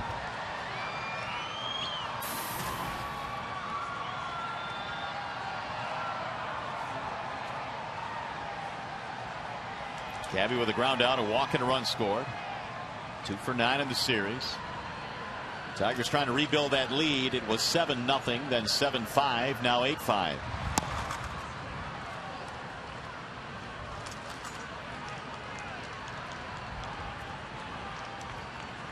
Smith is 4th among American League relievers with that 1.66 earned run average.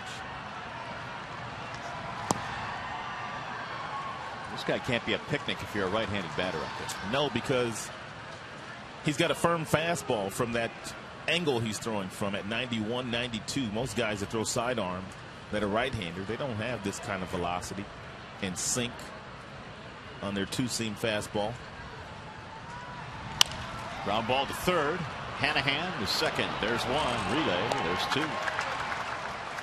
Second double play started today by Hanahan. Inning over. Tigers get another run back, and they lead 8-5.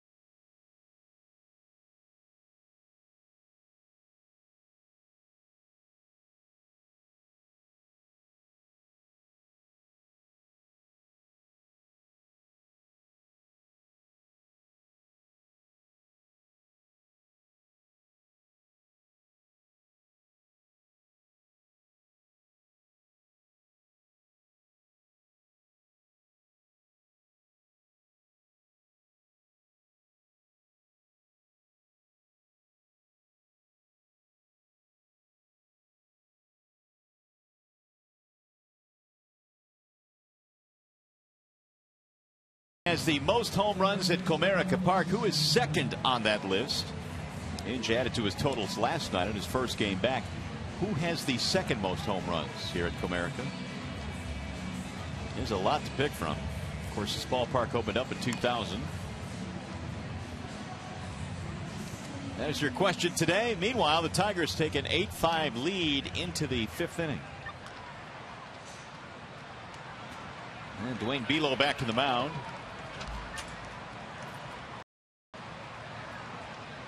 Carlos Santana leads it off. It was Santana that started the comeback. The 5-run 4th inning for the Indians with a home run off Rick Porcello in the 4th. Now 4 for 10 in the series.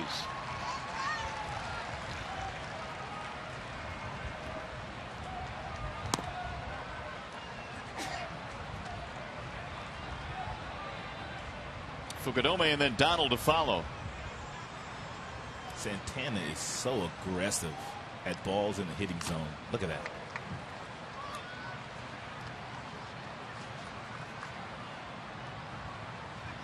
Bright future, no doubt about that. He's hit 19 home runs this year.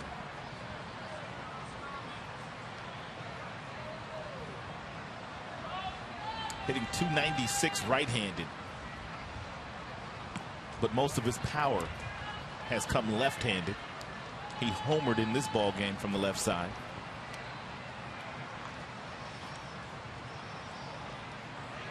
Two balls, one strike.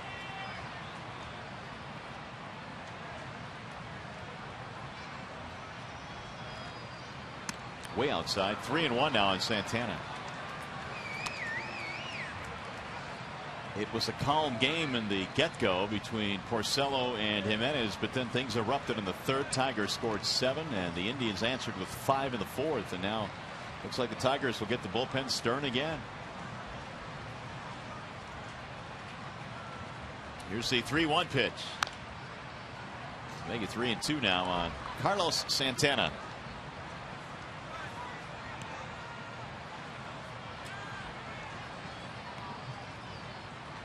Santana 1 year knocked in 117 runs in the minor leagues. That was 2007. So he's had that reputation of a guy that can drive in runs, hit for power. 3-2 pitch is low. He walked him. Leadoff man on.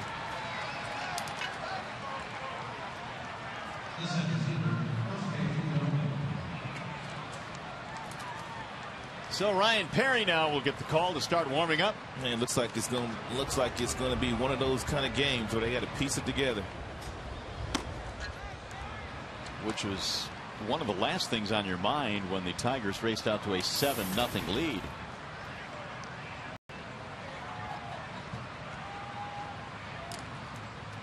Here's Fukudome.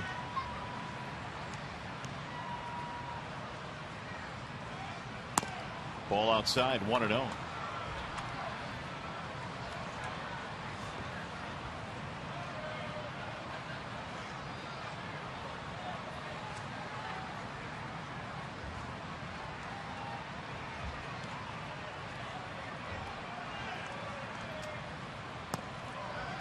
And now Below misses again. 2 balls, no strikes. Here comes Jim Leyland.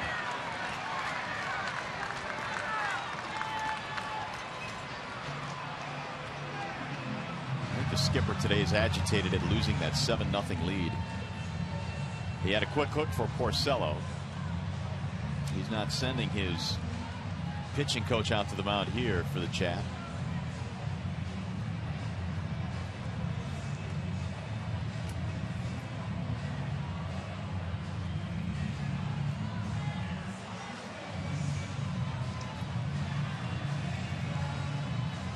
Message has been delivered.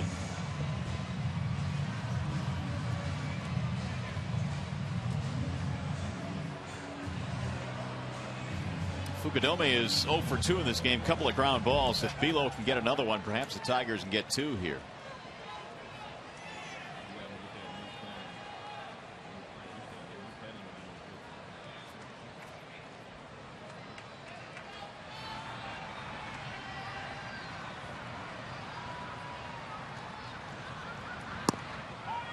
Two and 1.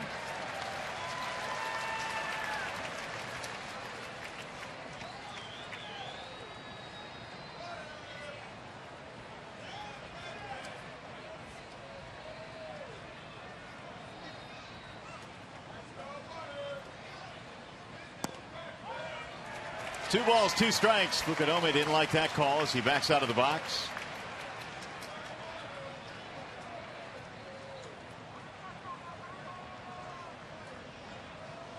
Kosuke is 0 for 10 in the series.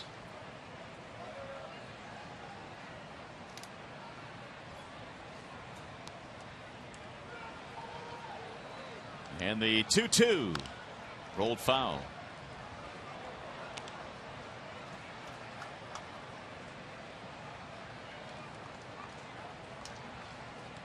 Jason Donald waiting his turn on deck.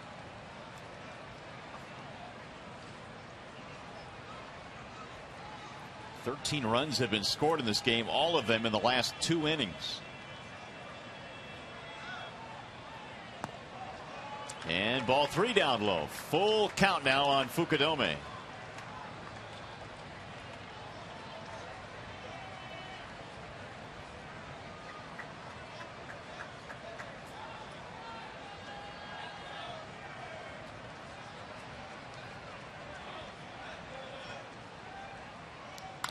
Ground ball, base hit. He found a hole.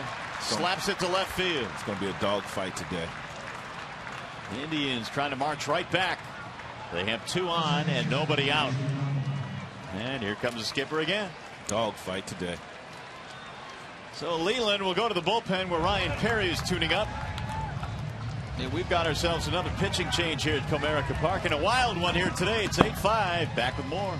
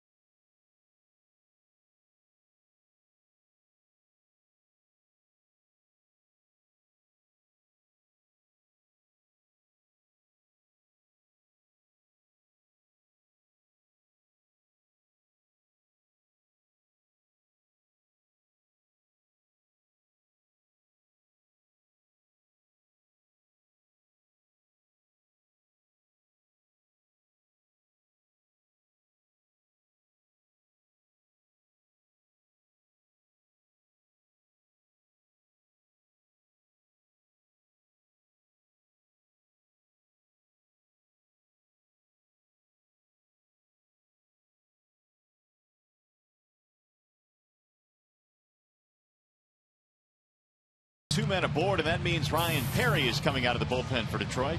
Well, it looks like we're going to see quite a few members out of that Tigers bullpen here today if the Tigers are going to hold on to the lead that they have. But I guess if you're Jim and you got Verlander going tomorrow, you're not all worried about how many innings the guys in your bullpen pitches today. Good point. You would expect Verlander once again tomorrow to save the pen. Right now they're worried about winning this game. At one point it was 7-0. And now once again the Indians bring the tying run to the plate. Perry now facing the bottom of the Cleveland lineup. Here comes the number 7 hitter Jason Donald, who's 2 for 2. A couple of singles, a steal, and a run scored.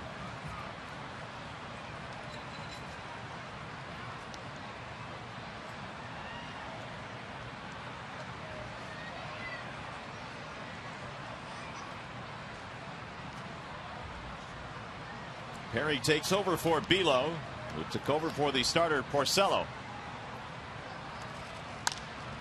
Line foul down the right field line. 0-1 on Jason Donald. And Cabrera and Bedamit were looking for the bunt in the infield. And I think that's why Manny allowed McDonald to swing on the first pitch. They're only trailing by 3, but some managers would bunt here to get those 2 runners in the scoring position.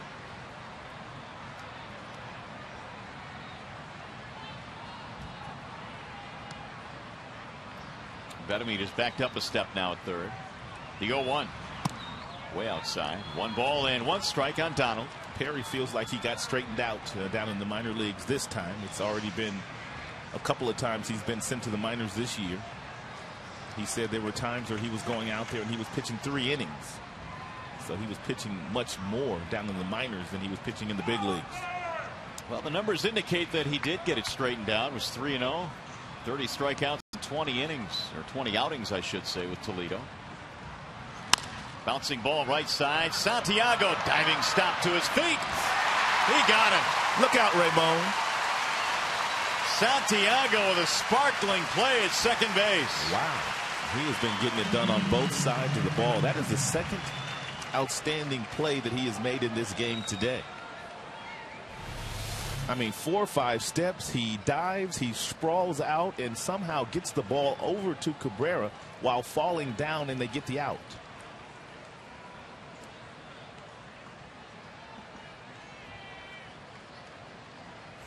And he got him by a pretty good margin. Yes, he did.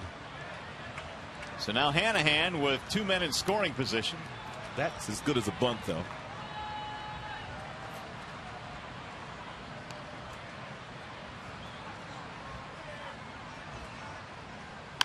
Ground ball to short. This will get a run in. Hanahan is thrown out by Peralta. Give him an RBI. And so the Indians are a run closer. It's 8-6. It's the second really good play in the game today that Santiago has made, where he's taken a run off the board for the Cleveland Indians.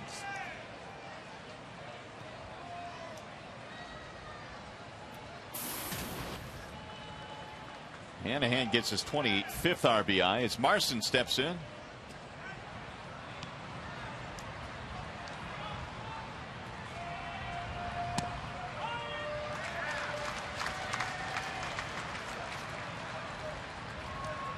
Marston had a big single to drive in a run back in the 4th inning when the Indians were starting their comeback. They scored 5 times in that 4th. And they got a lot of production out of 7, 8, 9. They all had hits in that 4th inning. And the 0-1.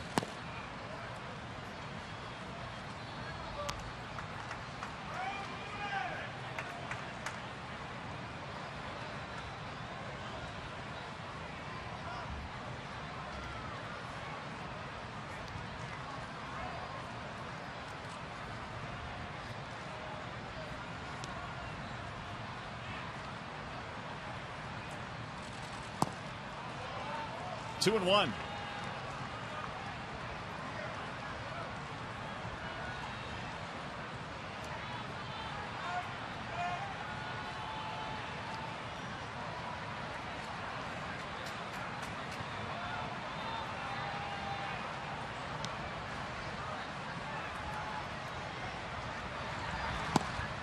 Breaking ball in for a strike. 2-2 on Lou Marson. And there is more action now in the Detroit bullpen. Daniel Schlereth came on to close it out last night in the runaway win for the Tigers.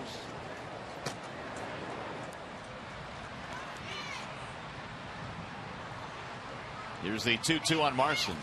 And it's low. 3 balls, 2 strikes. Should he reach top of the lineup coming up, that would be Michael Brantley. Frustrating day for the skipper. His team had a 7-0 lead at one point.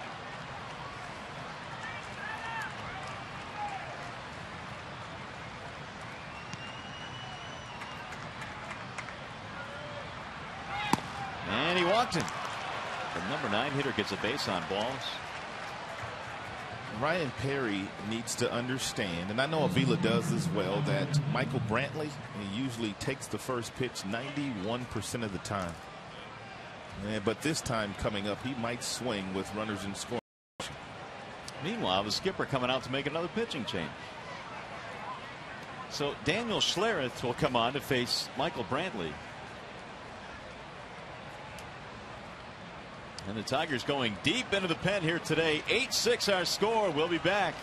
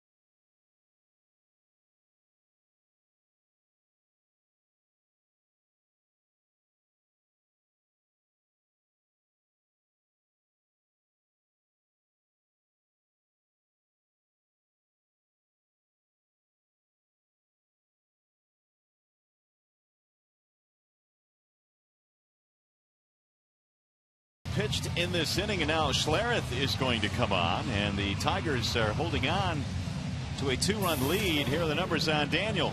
Well, left-handers only hitting 154 against Daniel. That's why the move. Brantley swings the bat left-handed. That and the fact that the majority of the hitters in this lineup today by Manny Acta are left-handed bats. And so Schlereth facing Brantley, and he will do so with the tying runs on the bases. The actual go-ahead run coming to the plate.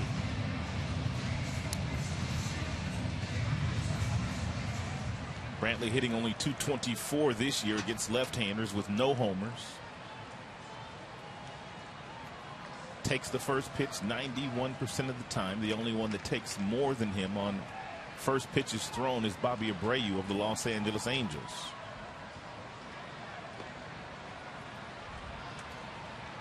Each team 9 hits. Tigers lead it by a pair of runs. And now Schlereth against Brantley, who doubled in 2 back in the 4th.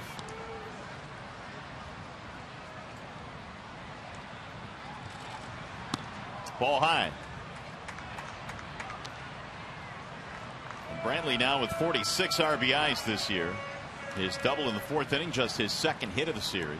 Opposing left-handed hitters, they pretty much know they can go up there, and during the course of the at-bat, depending on how many pitches they see from Daniel, they're going to see multiple curveballs. Doesn't mean you can hit it, but you're going to get multiple breaking balls from Daniel.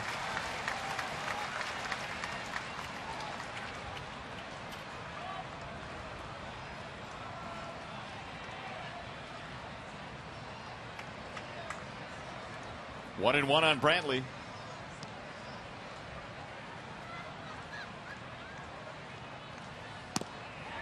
Just off the plate. 2 balls, 1 strike.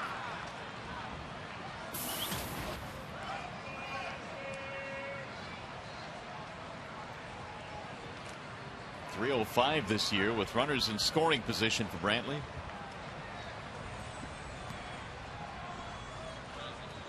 Now the 2-1.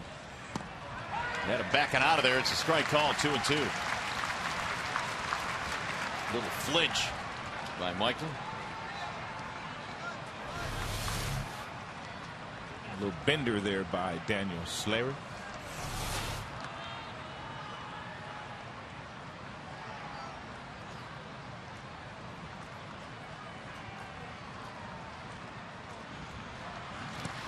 Checked it. Avila smothered it. Didn't go, says Alan Porter. Appeared to be a good call by Porter.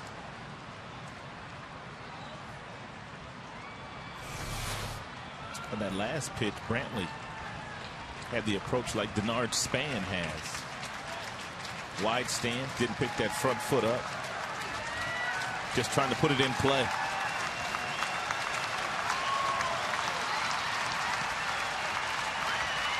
Runners going here on 3-2, and it's grounded foul outside of the bag.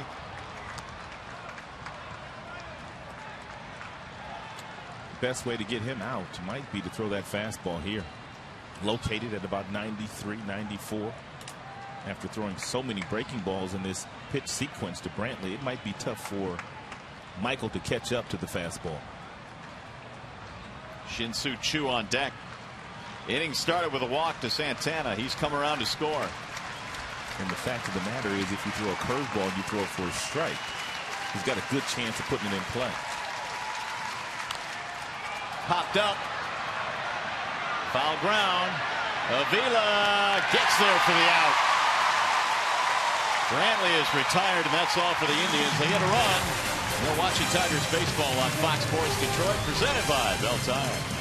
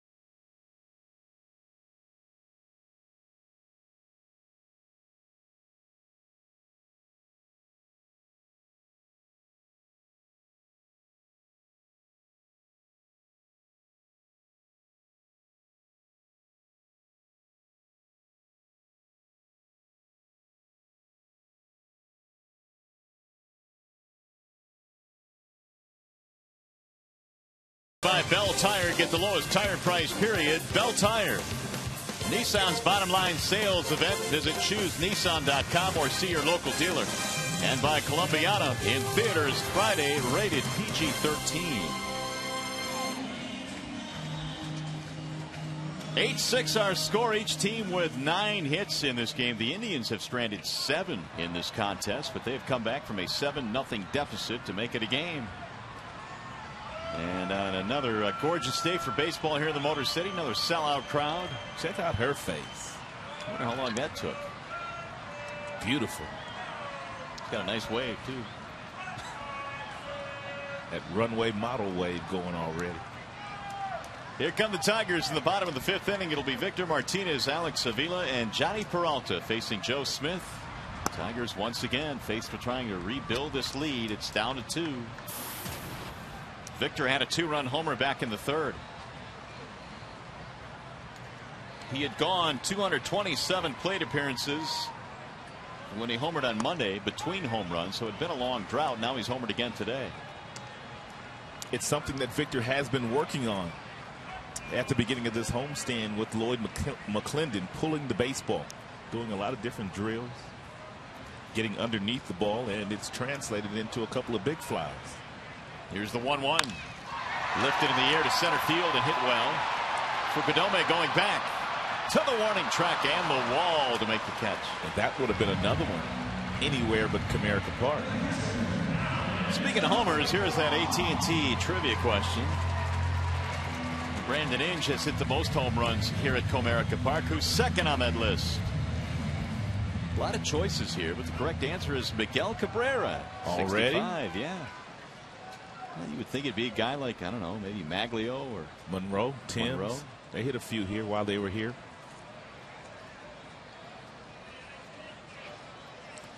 And he's going to blow right past Brandon Inge, too. Here's Alex Avila.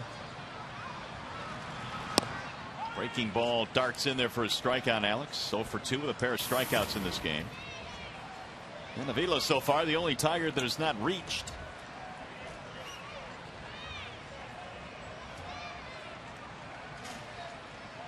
The 0-1. There's a strike called. 0-2.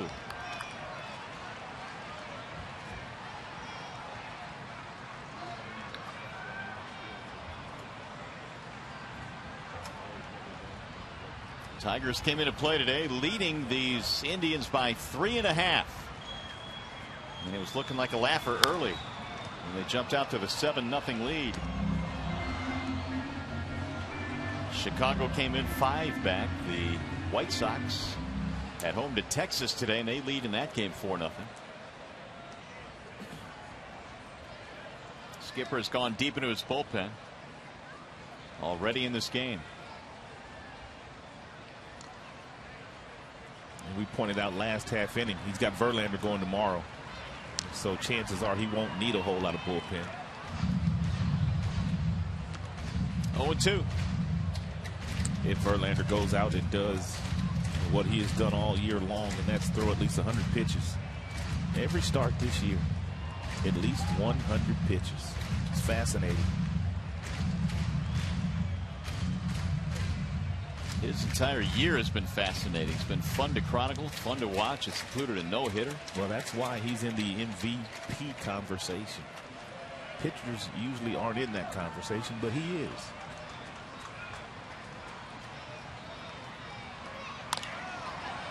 Avila skies this one to right center field.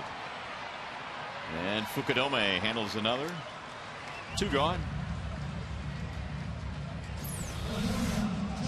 Here are the Cy Young candidates. None of them are pitching today. Obviously, Verlander is not. He is 18-5. Weaver has a 2.10 ERA, the best ERA among the trio. And CC. 17 wins for CC. It'll be a fun race. Here's Peralta with 2 outs. Breaking ball strike.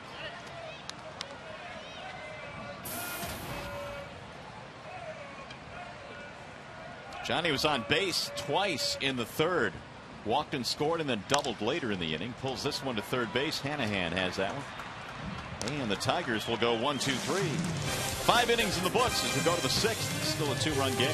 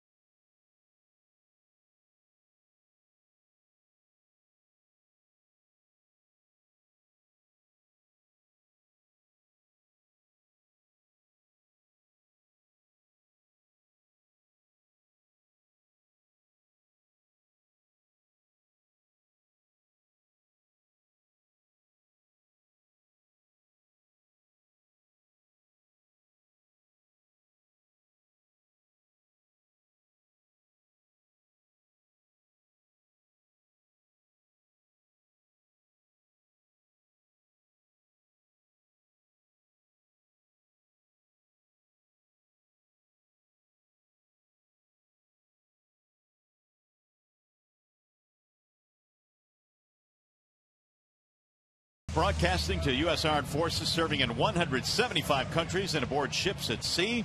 They are watching today around the world in Iraq, Germany, Italy, Southwest Asia, South Korea, and Japan. We welcome you all and we thank you for your service to our great country. Here it's a good ball game today, 8-6. The Tigers holding on to a 2-run lead over the Cleveland Indians. And Daniel Schlereth will go back to the mound. He will face Shin-Soo Choo.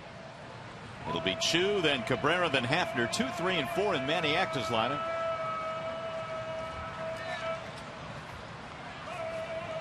Each team has 9 hits this afternoon. Choo is 1 for 3 with a single. He shows bunt. Strike 1.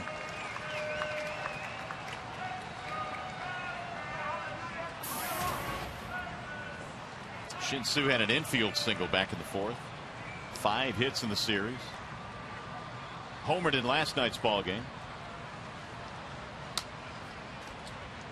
Now the 0-1. Almost hit him.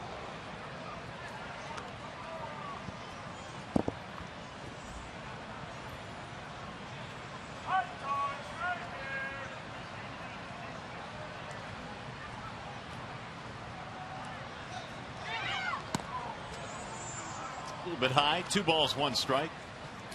Daniel having a difficult time of getting that breaking ball down and away to the left-handers. He hung one to Hafner to get out of that last half inning. You got to bury it down and away. Here it comes again.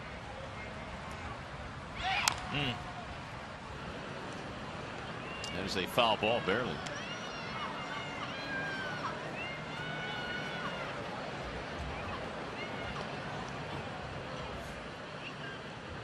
Two balls, 2 strikes.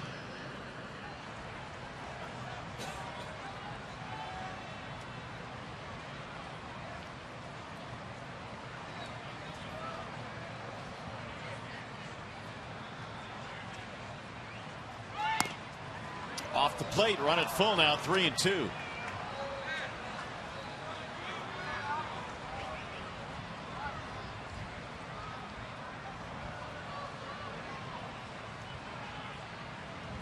Cabrera waiting on deck. Here's the full count pitch. Pop in the air. Right center field. Jackson under it. And 1 away. Time for a game break now. We go back to the studio and we join Shannon Hogan.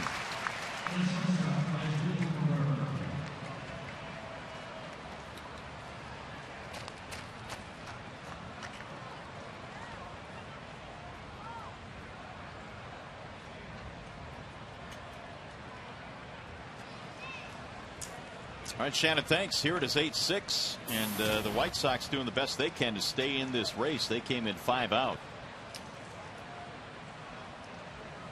Asdrubal Cabrera, infield hit, also has a walk in this game. Ground ball foul, almost hit the third base umpire, Alan Porter. Showing off some nifty moves.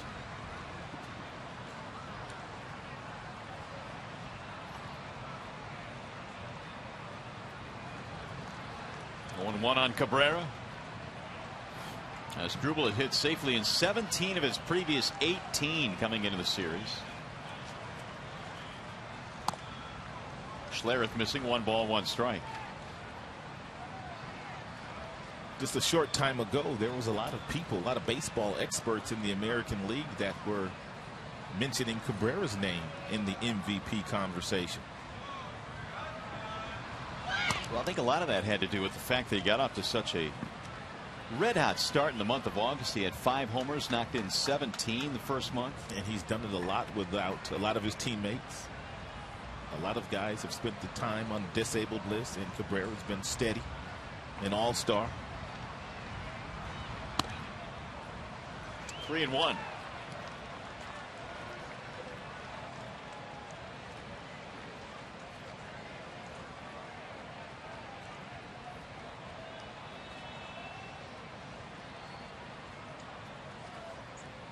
First year that Cabrera really has put himself on the map. His numbers pretty much across the board are career highs. Ooh, that looked like it, or sounded like it, hit the home plate umpire, Paul Schreiber. And the foul tip. Avila making sure he's okay.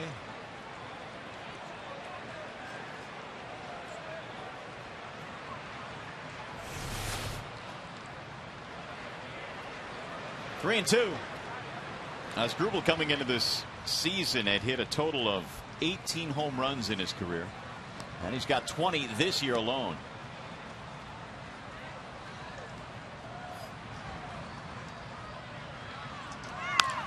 Pulled to third base, right by Benemit. Into the corner it goes. Cabrera has extra bases. Motoring his way to second. It's a double for Asdrubal Cabrera. When you play the third base position and there's a left-hander on the mound, you have to anticipate that the right-handers are going to hit the ball very aggressive down to you. And it looked like Benemit didn't move his feet here. The ball's hit hard. It's a hanging breaking ball, but he kind of goes from a flat-footed position, therefore not able to make the play at third.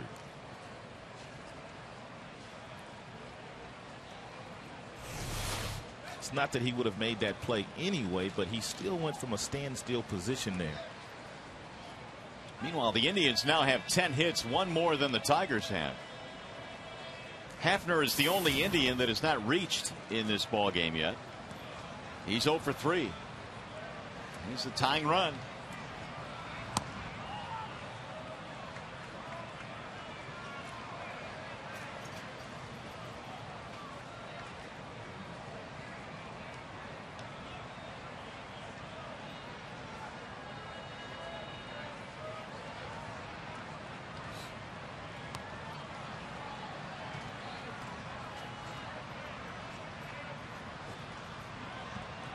Now the 1-0. There's a strike right at the knees. Hafner disagrees as he marches out of the box. 1-1. It's a good pitch to hit. It's a good fastball. The count's 1-0. You have a runner in scoring position.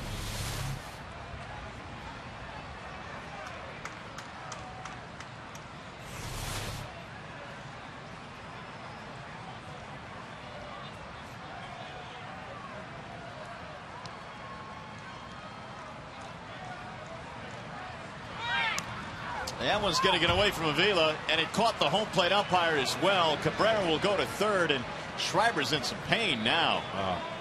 They must have got crossed up there. They got him right on the forearm. Flush on the forearm. That Avila didn't make any contact with that ball, did he? Zero contact.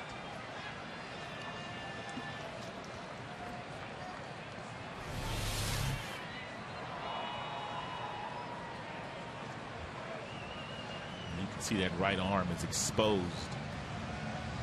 in a Beagle's going to reach for it. He's not going to touch it. Ouch.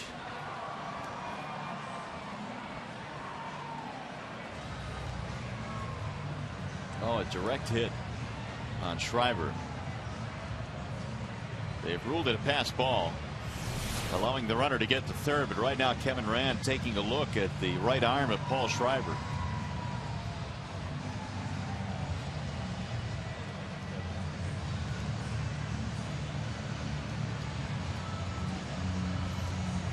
Question is, will he be able to continue?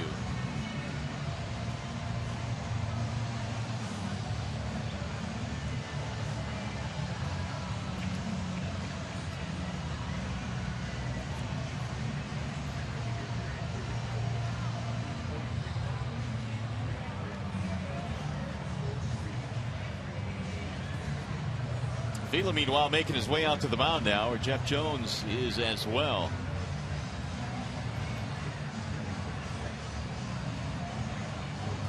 Joe West making sure that his fellow umpire can continue here.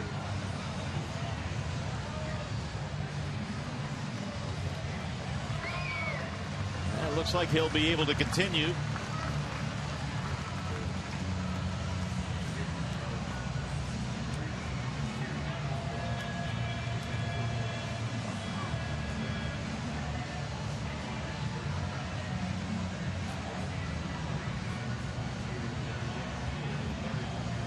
Kevin Rand will finally leave now, and so Schreiber says, I'm good to go. Let's go. Doesn't feel really good, but I'm going to continue.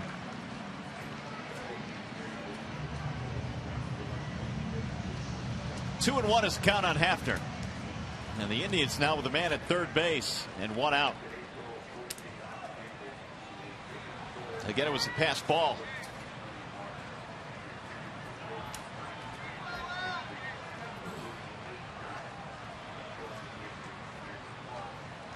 I really couldn't tell whether Alex he got crossed up there or he just couldn't get back to catch the fastball because the location was missed. Driven down the right field line. Fair ball. It goes all the way to the wall. This will drive in a run. Hafner is on his way to second base. Now he's going to put the brakes on. They'll throw back to first, and Hafner is out, and he is hurt. He pulled up halfway to second, limping. And he's going to limp back to the dugout. Well, Hafner has really been hobbled since we played them in Cleveland last week. And whatever that foot issue that he has, apparently it jumped up and bit him after he tried to stretch this single into a double. And he was clearly going to be out after Brennan Bosch grabbed this ball off the wall. Hafner would have been a dead duck at second base. And he kind of pulls up right here. And then he tries to get back to the bag, and he just can't do it.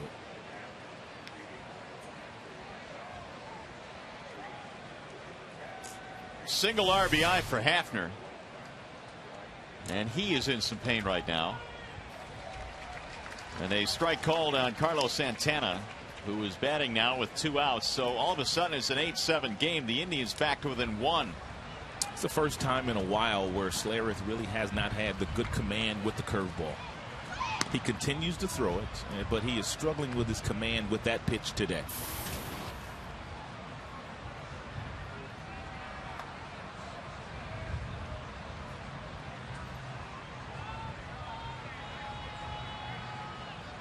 $11 hits meanwhile for the Indians. That's fouled off. That's why the game of baseball is so difficult to play, and to play at 85%. I'm sure Manny Acta told Hafner, just hit the ball. Don't worry about trying to run too fast when you're running down the line. But there, Hafner tried to stretch a single into a double. He wasn't going to be safe at second. But that's just your instincts taking over. 1-2 on Santana.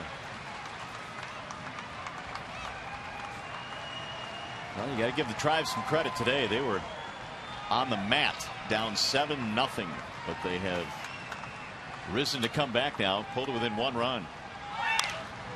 That is in the air, shallow right. Bosch coming in, and that'll end the inning. However, Indians get 1 more. We'll go to the bottom of the 6th.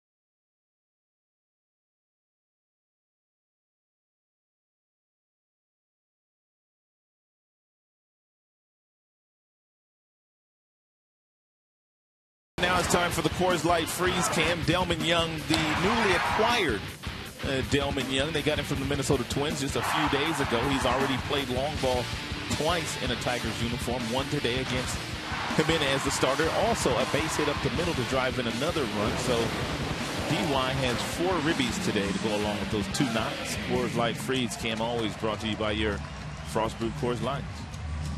Well, it looks like they wrapped up the right arm of Schreiber, who will continue to call balls and strikes. Yeah, that's to keep the swelling down, a little compression on the area that was hit.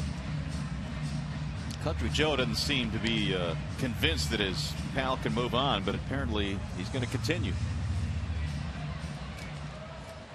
So it's an 8-7 ball game as we go to the bottom of the 6th inning now. And no doubt that after the game, he's going to have to go in and get that x-rayed.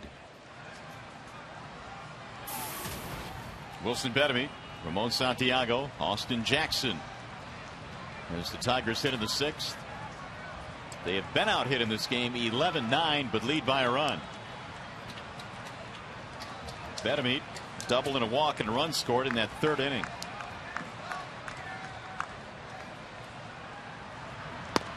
Breaking ball bends in for a strike. Smith came in with sparkling numbers, and he's done good work. He got a double play ball in the 4th inning and then got the Tigers 1-2-3 in the 5th. And now quickly 0-2 on Betemit. Smith came in with an ERA of 1.66 in 53 appearances this year. Outside 1-2. He's got the kind of numbers that would indicate that he pitched at the back end of games with that sparkling earned run average. But Manny Acta, realizing that his team is very much in this game, brought Smith out of that bullpen a lot earlier than he normally does. Opponents coming in were batting just .215 against him. Manny Acta, there was a time in the 3rd inning when he saw one of his best pitchers out there giving up 7 runs. He just kept him going. He had to be thinking, man, let's just get through this game. And now he's got actually a chance to win it. They're down by just a run. It's really what they've stood for this year. For the most part has been really good. Their starting pitching has held up, but they've had a lot of come from behind victories, especially at their ballpark. A lot of magic this year at Progressive Field in Cleveland. 2-2 on Betemit.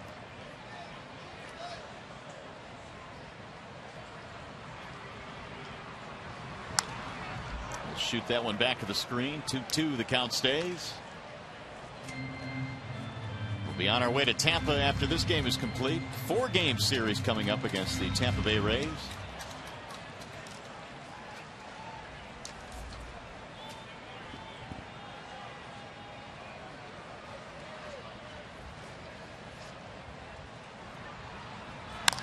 Driven in the air, deep to right field. That ball is way back, and it's off the wall.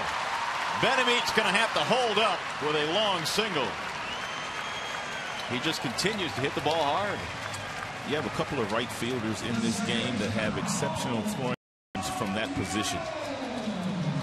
Chu has 9 assists already from right field, and it looked like momentarily he didn't see this ball off the bat of Betemit. But then he picked it up off the wall, off the carom, and he fired it in, and he held Betemit to a single.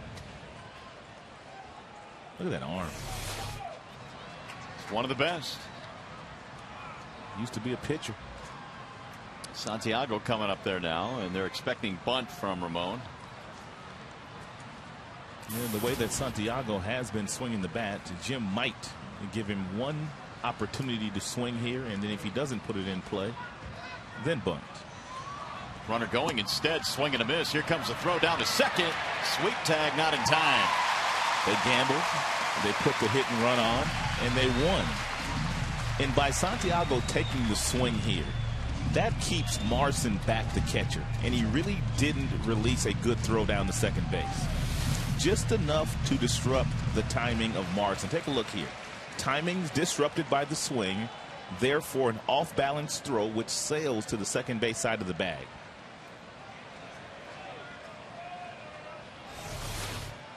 Now Santiago bunting. That's a fair ball. They'll throw to third. He's out.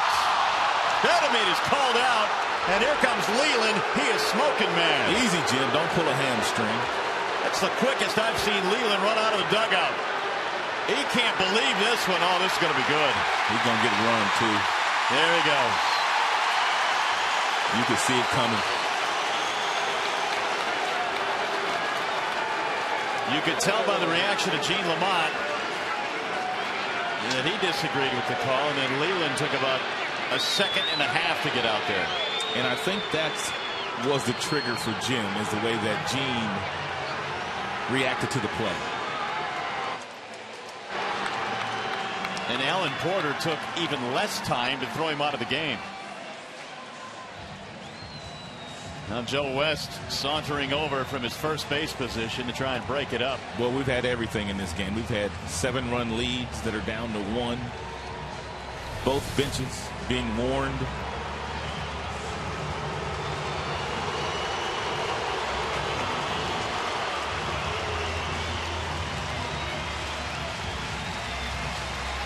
How about this look? Is the foot on the bag? Yep. Well, a little hard to tell. I don't know. Alan Porter is right there. He is. I mean, he is literally right there. Slow down, Skipper.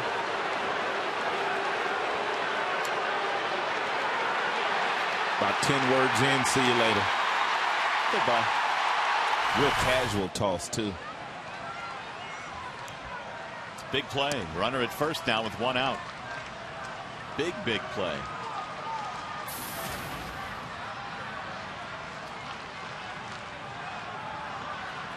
Austin Jackson's having a good day. 2 hits, 2 runs scored. And out at first base. How about this inning? How about this game?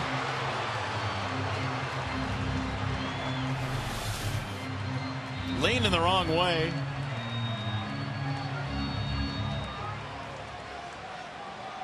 And out at first.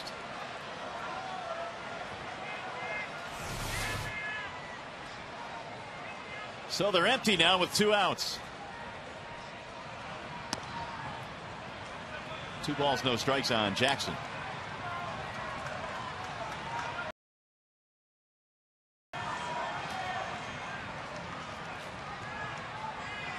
Not quite sure what could happen next in this game that we haven't seen.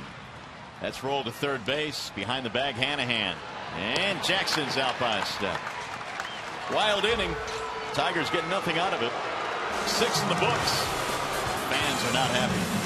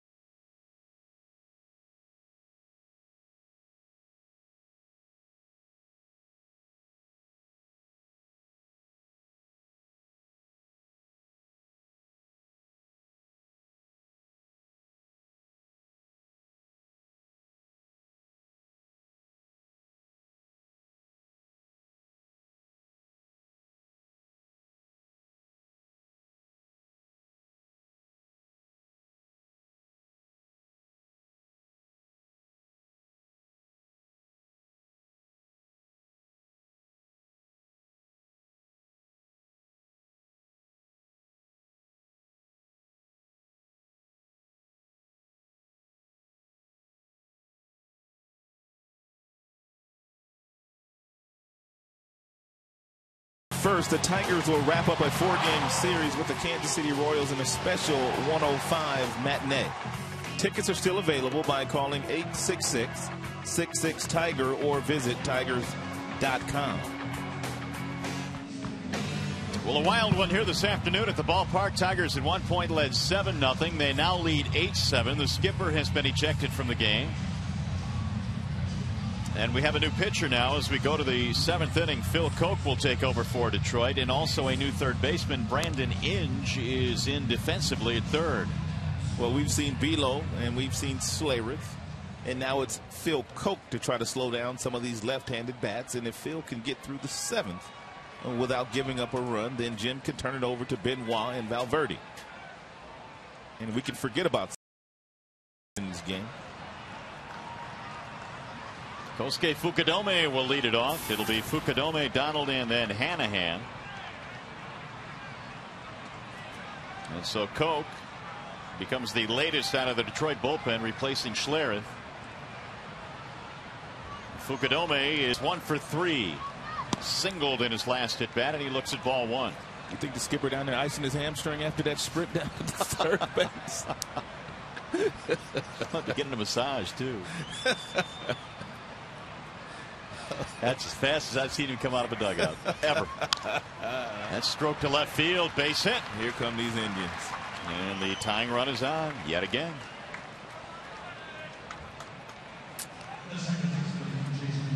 Twelve hits now for Cleveland, 10 for Detroit. Yet the Tigers holding on to that slim 1-run lead. Here's Jason Donald.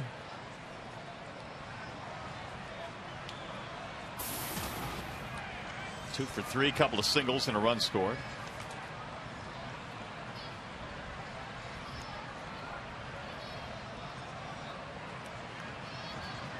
Tigers not looking for the bunt in the infield. Koch going to throw over to first base anyway, just to see whether Donald is tipping, whether he might be up there sacrificing or not.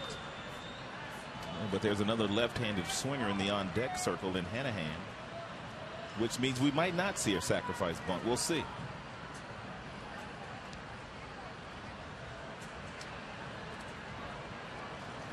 We will. It's bunted foul. Looked like he was bunting more for a base hit. Looked like he tried to push that ball towards second base. But some managers will give position players the luxury of doing so. Looked like he was bracing himself, trying to push that ball and get himself a hit versus just trying to get the job done by getting the runner to second. As we get into the late innings of this one, they still have right-hander Matt Laporta on their bench. Carrera, Chisenhall, and Valbuena, left-handed batters.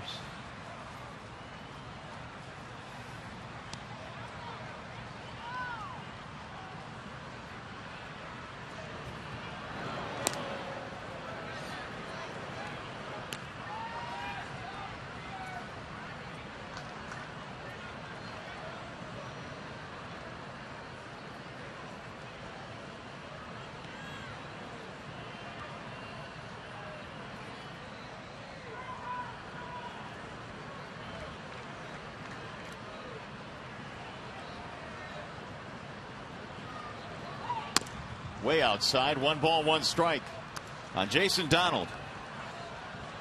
His last at bat, he hit that ball that was headed to right field. Santiago made a great play on it. And Phil Koch features a fastball in the mid-90s. He also has a pretty nice slider and a changeup, although he hasn't utilized that changeup as much pitching out of the bullpen. Threw more changeups as a starter.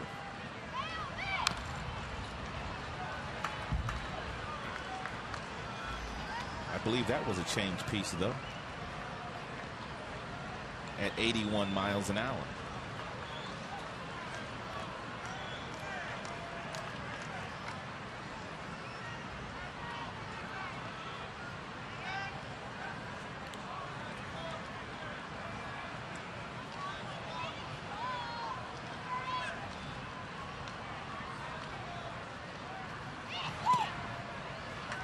Up and in, and the count on Donald. 2 balls, 2 strikes.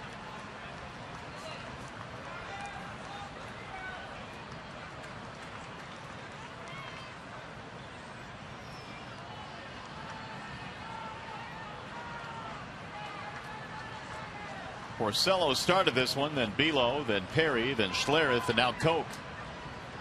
Here's the 2-2. Swing and a miss. Donald is out of there, one gone. First strikeout for Phil. To a breaking ball there with really good depth to it toward that back foot of Donald, and Donald swung right over the top of it.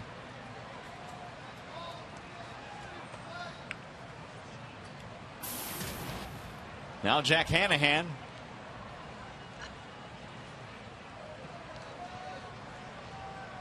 Single walk RBI ground out in this game.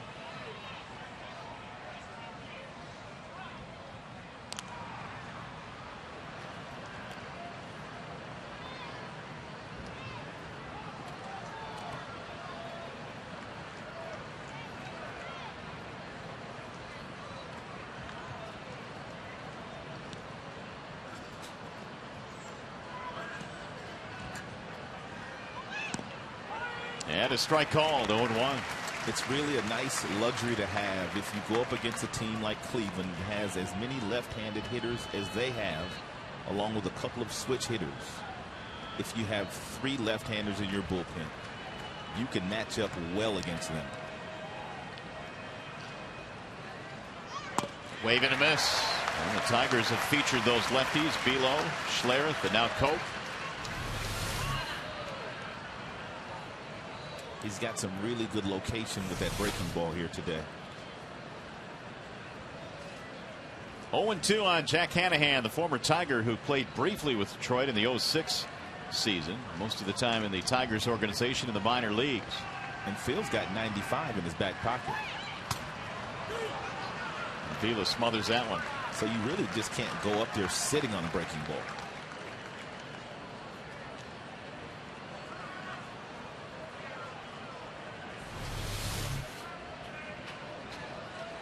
Oh, right in the mask. Tools of intelligence. And that's what my former broadcast partner used to call him, Joe Garagiola Sr. Of course, he was a catcher. Whenever someone would say tools of ignorance, he would quickly correct them.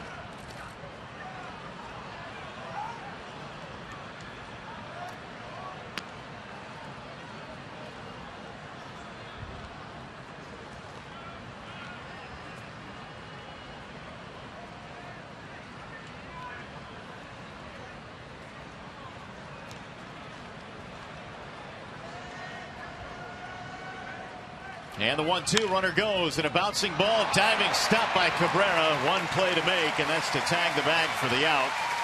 Saved a base hit there, and maybe runners at first and third. The right side of the Tigers infield today has gotten busy. And Santiago has made a couple of really nice plays. This is a nice play by Miguel, jumping off the bag, making the play, looking towards second, and then getting the out at first. So push the tying run into scoring position down at second base, and Lou Marson, the number 9 hitter, stepping in.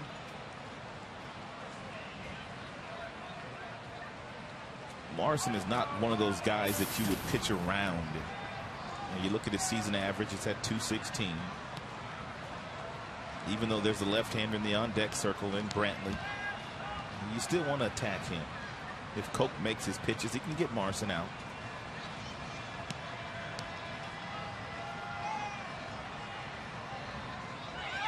Swinging a start, 0-1. He threw that one right by Marson. Might as well try it again, just elevate it a little bit more.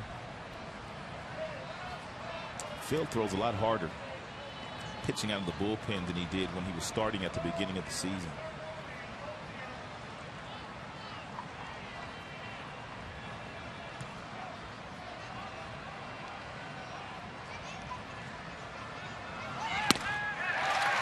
Did it again at 95. And it's 0-2. Well, if you're Marson, you know what you're going to get here on this next delivery. Just throw the next one a little bit higher.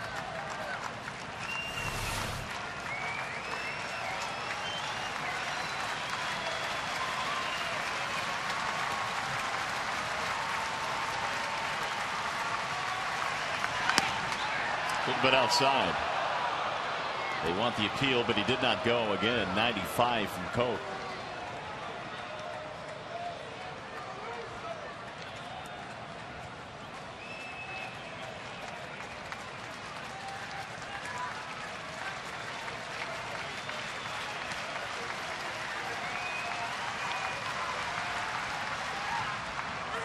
Avila down to block it again. 2 balls, 2 strikes on Marston.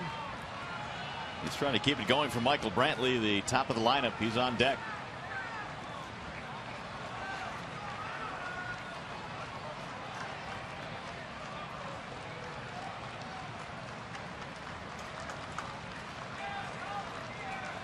Leadoff single by Fukudomi. He's standing as second now with 2 outs.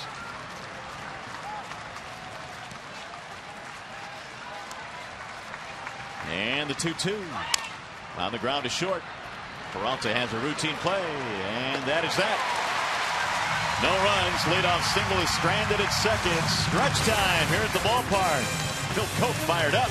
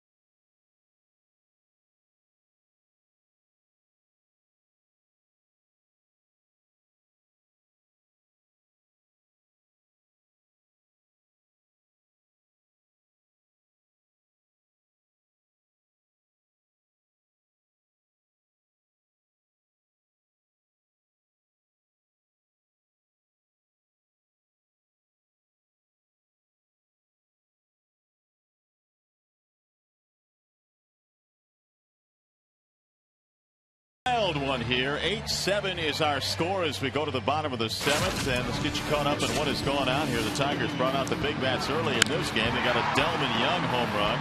It was a 3-run shot in the 3rd. Later in the inning, Victor goes deep as well. The Tigers on their way to building a 7-0 lead. Then the Indians came back. Yep, Santana. He got the party started for them, followed by Michael Brantley with a knock to drive in a couple of runs, and also Travis Hafner also chipped into the action, driving in a run. But this is where the crazy stuff kind of started. Bunt by Santiago. Betamete tried to get to 3rd. He was called out. Jim Leland thought he was safe. He came out of the dugout. He didn't stay there very long. Alan Porter tossed him, and that's kind of where we sit now. It is 8-7. Tigers lead. Did you get all that? We got it. Here's the Comerica game summary.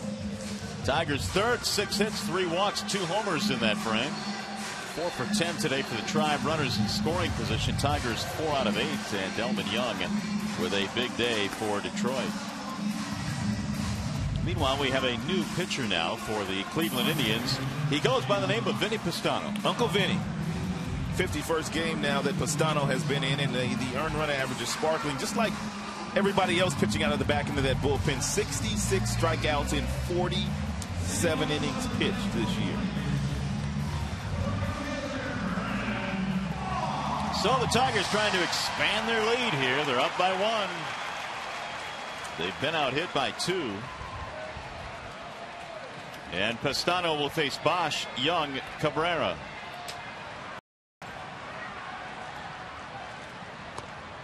And Brennan showing bunts, takes it outside, 1-0. We've seen Brennan do that once I think he's done it twice. Well, no, he's been successful once. Yeah, bunt for a base hit. Right. He may as well bunt for a hit here. I mean, where Hanahan is playing him. I mean, he is way off the line and back. No sign of it there. 1 ball, 1 strike.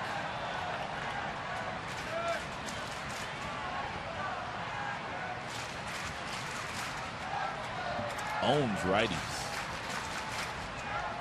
Pistano born in Newport Beach, California. Swing and a miss. 1-2 on Bosch.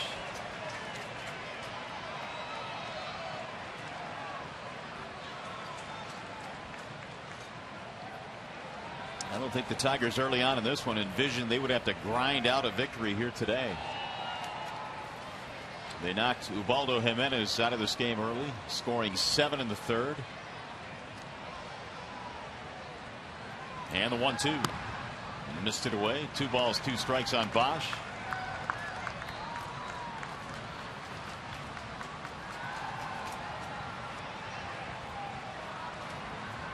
On deck, Delman Young.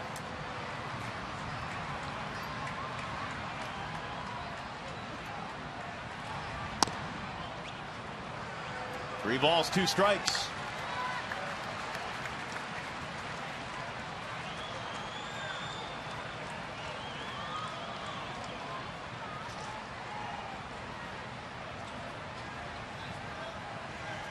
Bosch a single in 3 at bats here today. Here's the 3-2. Swing and a miss. Bosch is retired, 1 gone.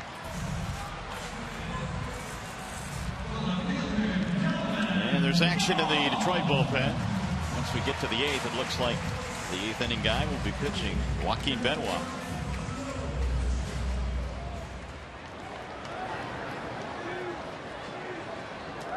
Here's Delman Young.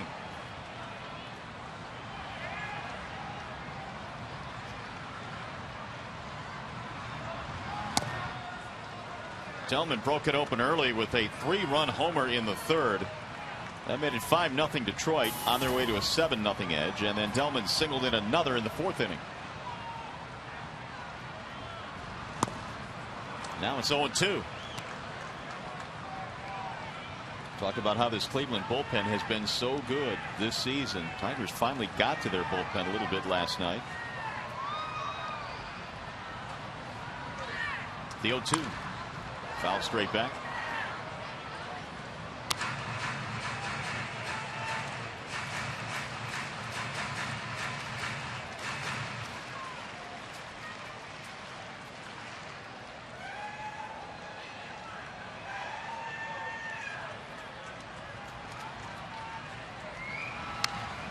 And Delman staying alive.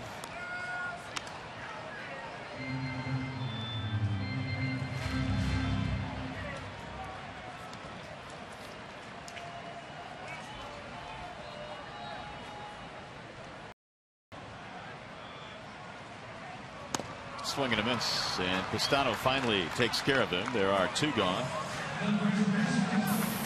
Hey, Tigers fans, it's easier than ever to find the seats you want or to sell the tickets to the games you can't make on StubHub, the official fan-to-fan ticket marketplace of the Detroit Tigers. Go to StubHub.com and choose your seats today. 2 away for Miguel Cabrera.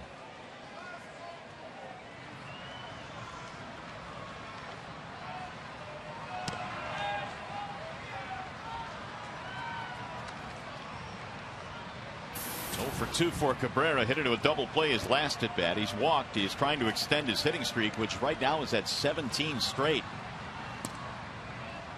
His career high is 20. He established that last year. And this is a tough guy to do it against. And we showed you those numbers that Pistano has posted against right-handed batters. But this is not your normal right-handed batter. Far from it. A little bit off the plate now. And he has himself in a 3 balls, no strike count. And if he's aware of the hitting streak, which he probably is, he should be swinging.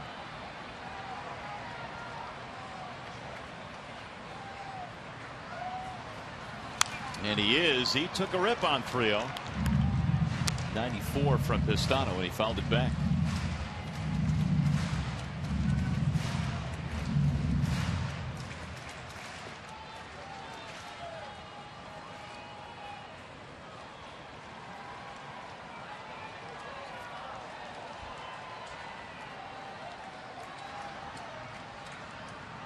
The 3-1 fouled off.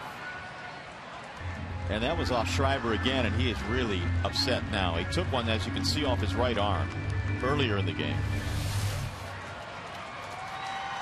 This is one of those more like, let's go. Oh, I'm fine. Watch how he puts that ball in that glove. Let's go.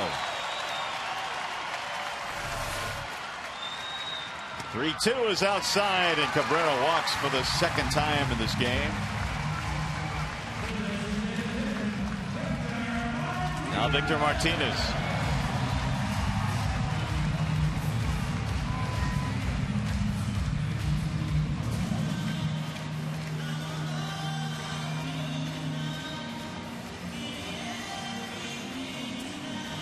Victor, a 2-run shot in the third. He's 1 for 3.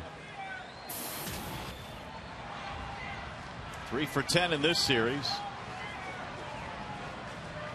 They will play behind Cabrera defensively at first base. Santana down there.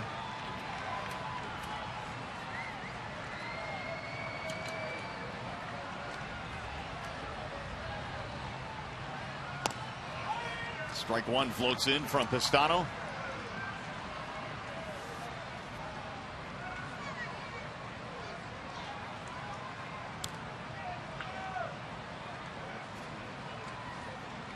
Pistano coming in, it allowed just 1 run in his last 9 innings. Here's the 0-1. 1 ball, 1 strike.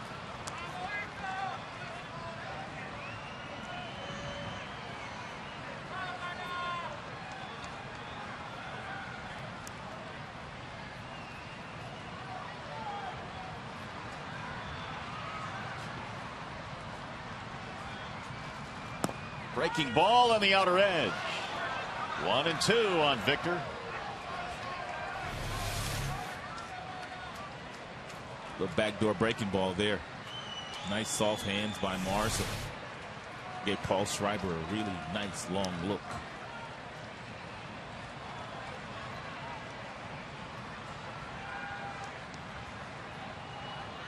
And the 1-2 with the runner going, and a bouncing ball hit to the right side, right at Santana. That'll end the inning. Tigers get a walk, but strand a man. Tigers baseball here this afternoon, presented by Bell Tire.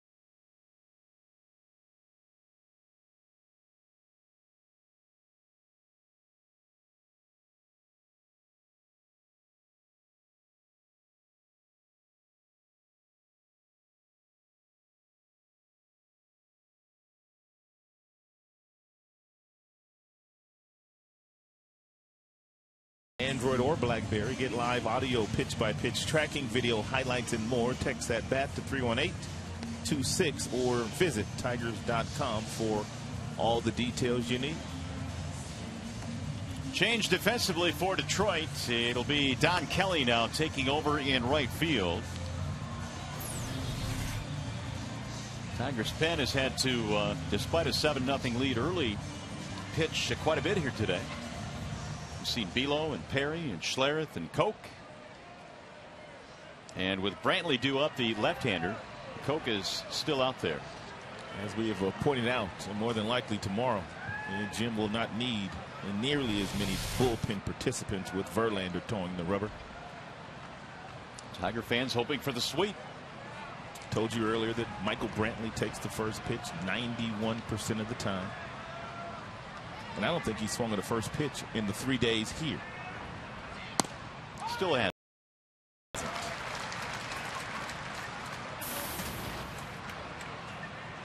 So obviously that stuff is in scouting reports, and if you are a starting pitcher or a relief pitcher, that really doesn't matter. With nobody on base, for sure. The 0-1.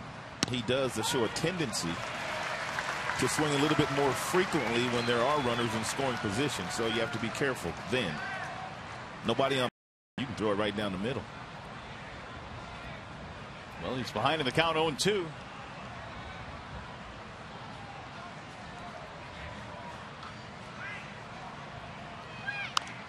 Lifted back out of play.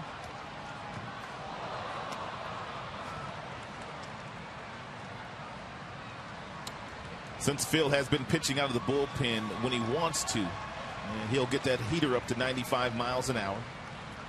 And just as he has done here today.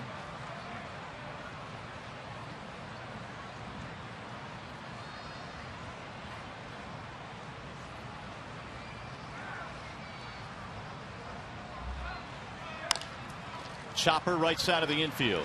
Santiago's gone back and forth all day long and makes another fine play. He's been dealing. Another base hit in the ribby in this game. His first time up. Stellar defensively.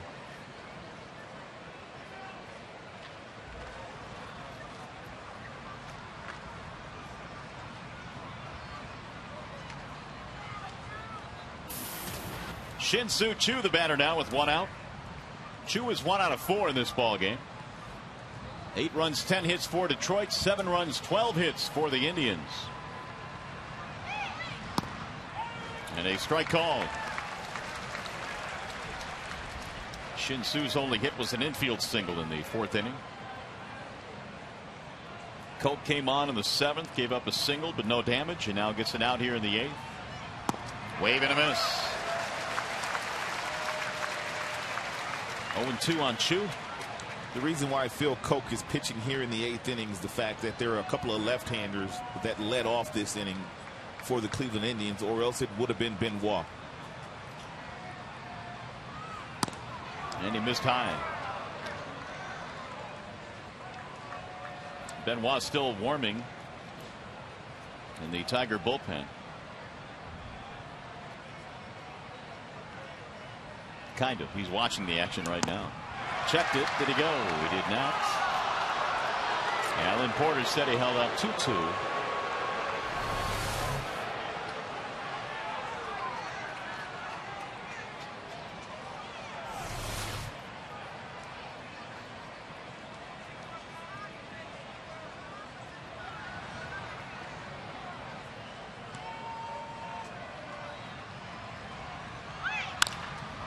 Look out, right by Koch and back up the middle into center. Watch your lips.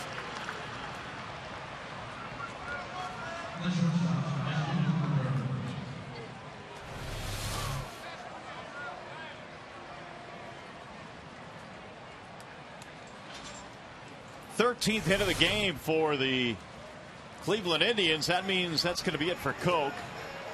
With Asdrubal Cabrera coming up, Phil Koch will be taken out of this game. And so he will depart to a round of applause.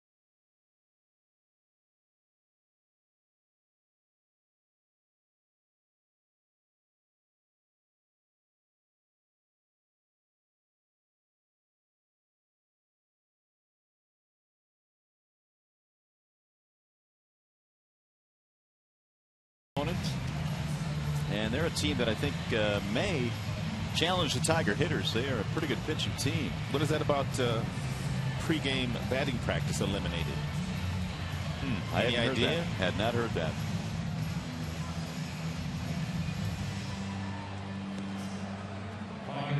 Tampa, as we mentioned earlier, has the unfortunate circumstance of playing in the East, where they got to battle the heavyweights, the Yankees and Red Sox every year. I mean, they're having a good year, but they're buried in third place. Longoria got off to a slow start, but he's hit 20 homers, fourth straight season he's done so. Thought B.J. Upton was going to get moved at the trade deadline. And he's still there. There's the former A, Joaquin Benoit. Had the best season of his career pitching down in Tampa.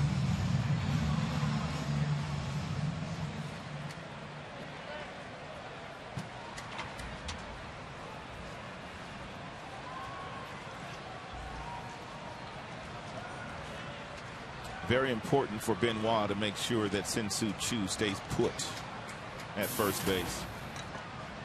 Choo has decent speed, not a blazer on the base pass, but he can't, especially if you forget about him. Cabrera doubled in his last at bat, scored a run.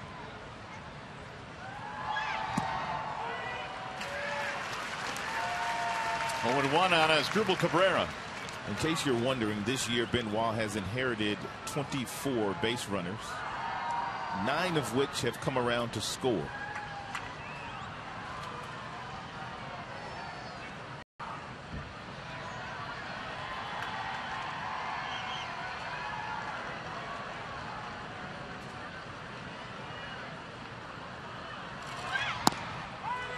With some relievers, that's really how you measure the success that they have during the course of the season, because the runs that they inherit when they come into a game, those runs aren't tacked on to their earned run average. So when you see a guy stranding runners and he's got a really good earned run average himself, he's having a really nice season. That's a good point, because with closers, you look at the saves number, and that's a big stat that you can quantify how well they have pitched in a season. But those middle relievers, that one just missed. 1 ball, 2 strikes. It's all about the inherited runners. Yep. And that's why ERA sometimes can be a little bit deceptive for relievers. Benoit has gotten a whole lot better in that regard. Struggled in April and May. Last 3 months, tremendous.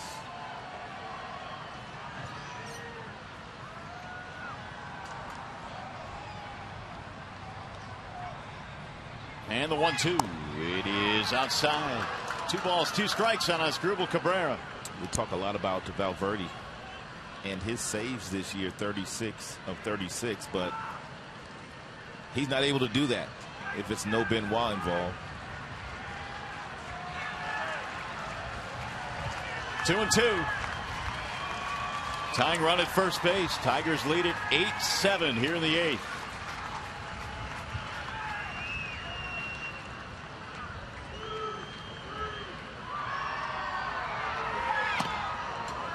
Now he's gone 3-2 on Cabrera. Chisenhall, meanwhile, has moved to the on-deck circle. That was Hafner's old spot, but it looked like he hurt his leg in his last at bat.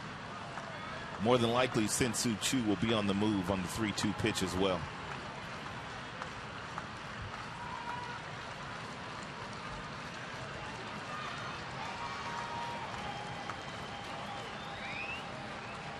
And there he goes. Ground ball right at first, foul ball, says Country Joe.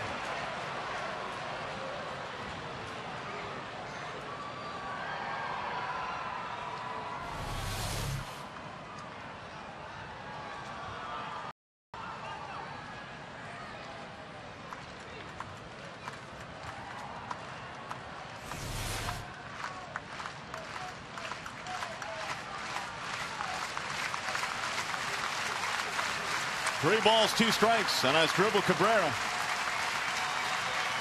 Another sellout crowd here today, trying to help Joaquin Benoit out here. Runner goes again, and it's ball 4 low. Cabrera gets a walk, and the Indians in business now with 1 out. 2 on for Cleveland. And Wood McClendon, who has taken over for Jim Leyland, looks at the lineup card. Leyland was ejected from this game a couple of innings ago after arguing a play at third base. Chisenhall, meanwhile, will pinch hit now for Hafner.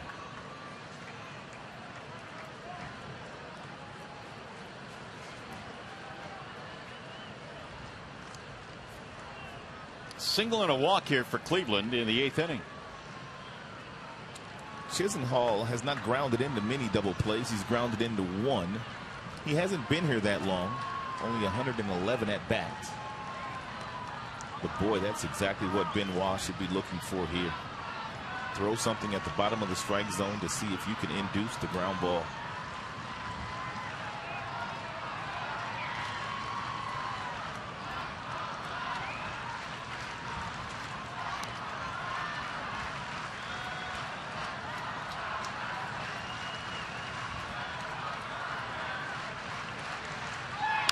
There's a ground ball hit to the right side. Santiago to second. 1.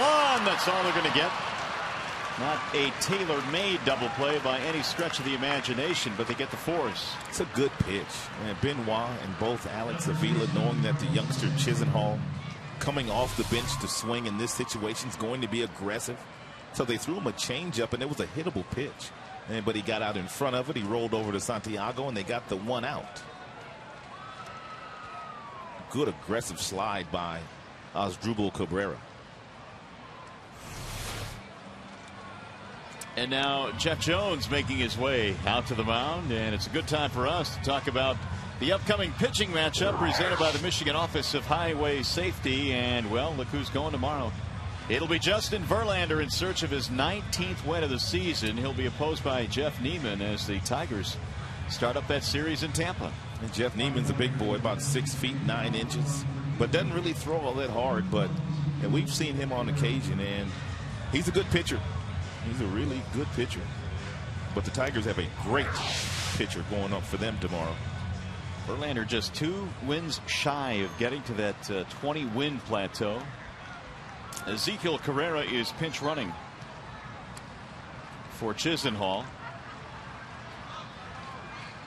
He represents the go-ahead run. It's a dangerous bat right here.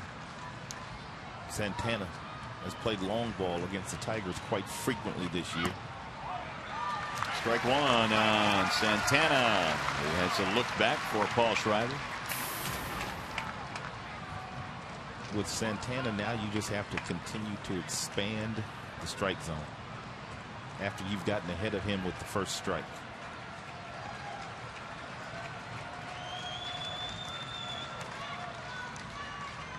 And he'll chase.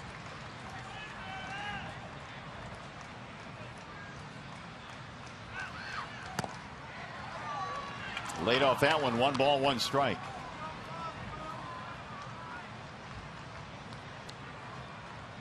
Situations like these where Bruce Fields, the hitting coach, and Manny Acta, the manager of the Cleveland Indians, they would want to see Santana cut down on his swing and try to get a base hit versus trying to hit a home run.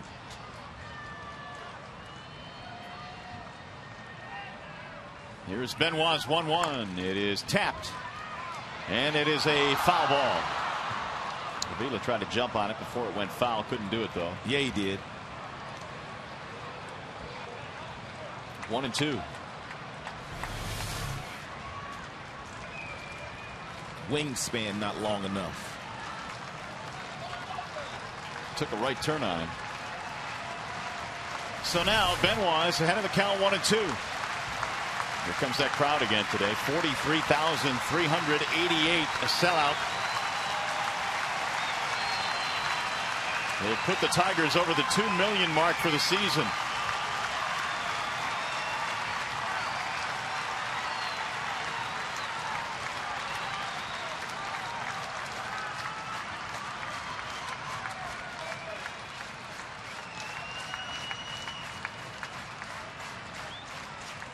Runner going from first base, and it's outside. No throw down to second. Every single pitch has been away to Santana. Every last one of them. And the reason for that is they know he's got a lot of power to right field, not as much power to left field. There you have it.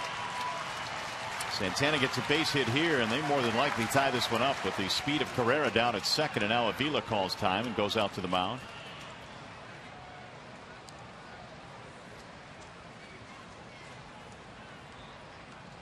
It would be risky to do so. He had to come inside with that 95-mile-per-hour fastball, but it might work.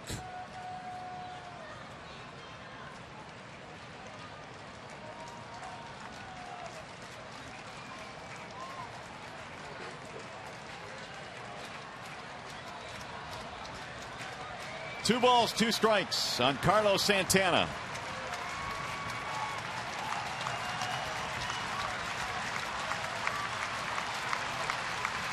Back out there again. Swing and a miss. He struck him out. Oh, that's a big one for Benoit. Indians strand two in scoring position. A strikeout of Carlos Santana.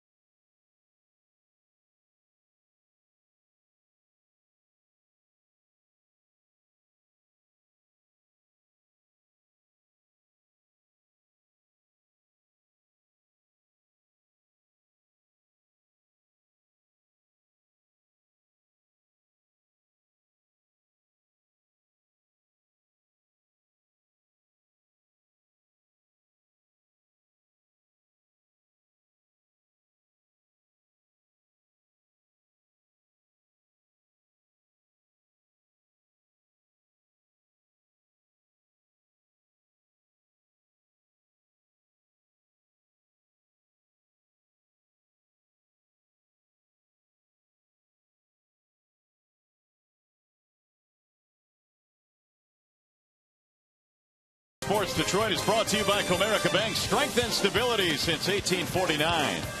Wallside Windows. For a free in-home estimate, call 1-800-521-7800. And by your Metro Detroit Chevy dealers, visit ChevyDetroit.com. See why Chevy drives the Motor City.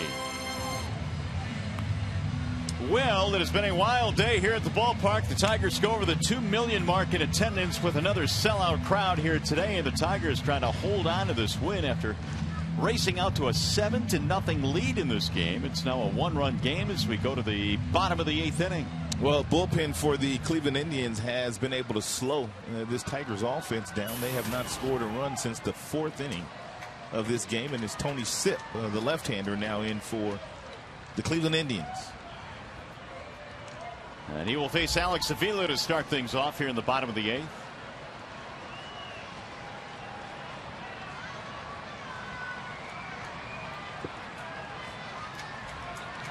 Tony Sipp replacing Vinny Pistano, and the first pitch is hammered down the line in right.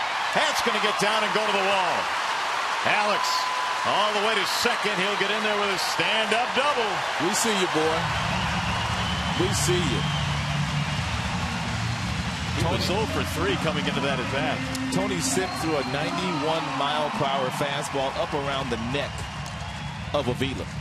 And Avila got out in front of it and buggy whipped it down in that right field corner. Look how he climbed the ladder on this pitch. That ball is up around the letters or higher and somehow he gets on top of it.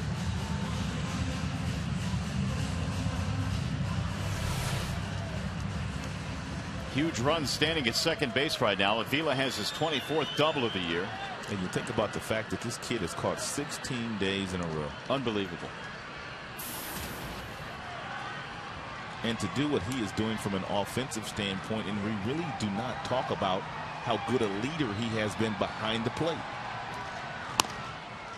Ball one to Peralta. Tigers now have 11 hits.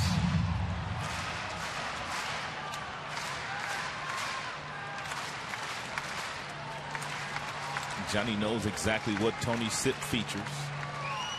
He played behind him for a couple of years when he was playing shortstop for the Indians. 1 ball, 1 strike. Sipp, a real nice story. You don't have to be a very high round draft choice to get to the big leagues. Just have to have some perseverance. He's had all of that.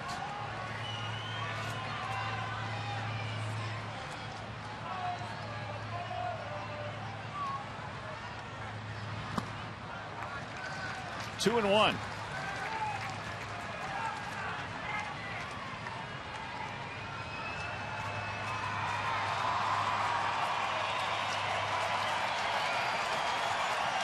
Every Tigers starter has gotten on base in this game now that Avila has doubled.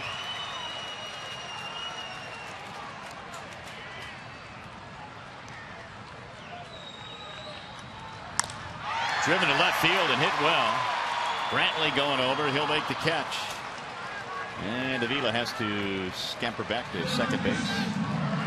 Hit it hard, but Brantley runs it down. 1 away. Now Brandon Inge gets his first at bat after taking over as a defensive replacement. He had a nice night last night. His first at bat back from Toledo. He homered. And it was a very special moment here at Comerica Park. And I'm sure that Brandon, and I haven't heard him say yet, but he's probably going to say that's probably one of the biggest home runs he's ever hit in his life. I would probably agree with that. Due to what he had to go through to get back to the big leagues. Getting that standing O from 44,000 people here. That's the kind of stuff that sends chills through your body.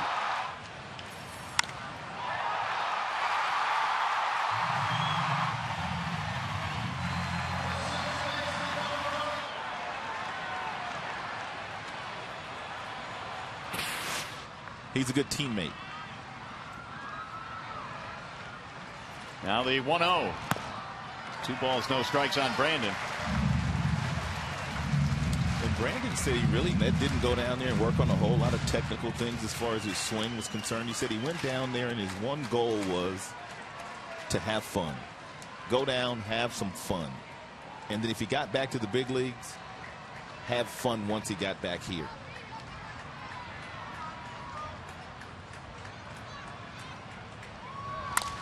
On the ground to the shortstop. They'll have a play at third base, and he's out. That's a good heads-up play by Cabrera, and we've talked about this particular play the last couple of weeks. Andy Dirks was in this situation. As a rule of thumb, if the ball's hit to your right, if it's hit to your right, then you stay. You don't try to advance. Now, this ball's hit to the right of Avila, and Avila still tries to get to third base, and he's right in the clear view of Cabrera. He simply flips it over to Chisenhall, and they get the out. Inge is on via the fielder's choice, and now here is Santiago with 2 away.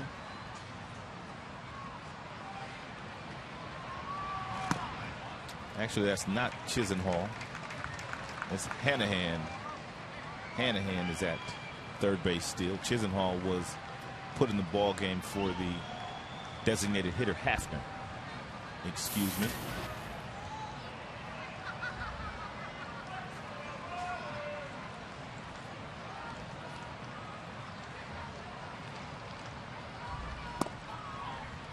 Santiago today with an RBI single. He's ahead of the count here. 2 balls, no strikes.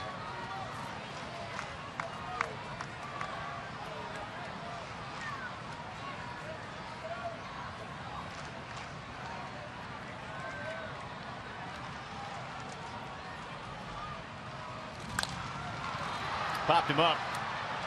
Shallow center. Who wants it? Chu in from right field to end the inning. So we'll go to the ninth. Papa Grande trying to get another one-run save.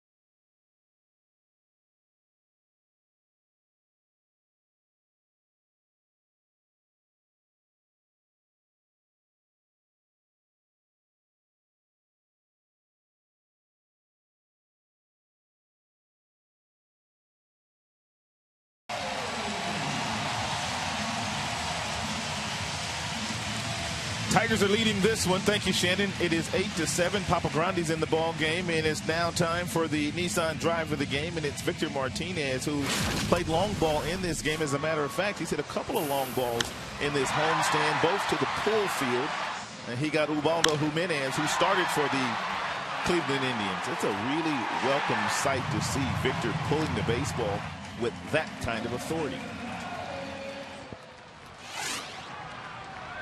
So Victor Martinez, a big part of this one here today. Tigers, though, going to have to hold on to a one-run lead, and in charge of doing that is Jose Valverde. He's been unblemished in these situations. 36 saves in 36 opportunities.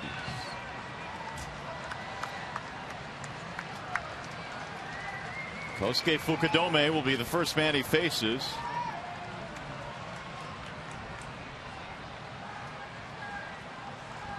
And the first pitch outside, 1-0. 8 runs, 11 hits for the Tigers, 7 runs, 13 hits for the Indians.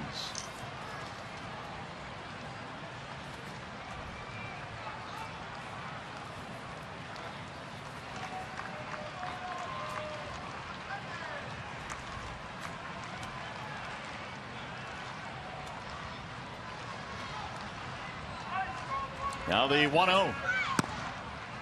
2 balls and no strikes on Fukudome, who's had a couple of singles in this game, 2 out of 4, but he is 0 for 6 against Valverde. No base on balls, Papa Grande.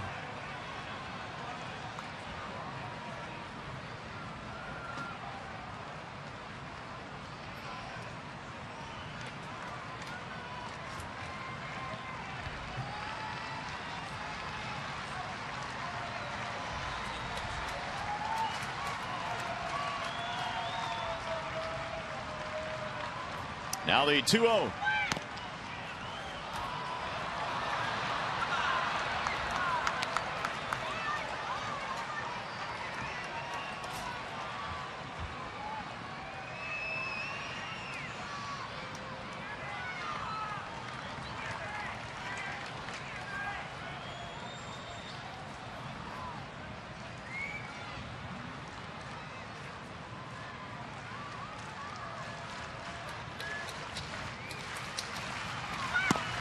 Down the middle it comes, 3-1 on Fukudome.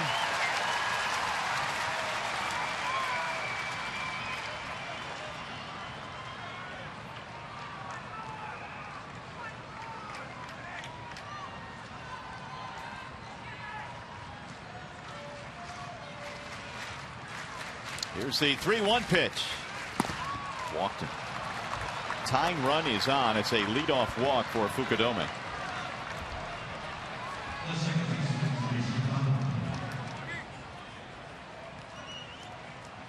He's going to bring up Donald now. Tommy Brookins is handling the defense here.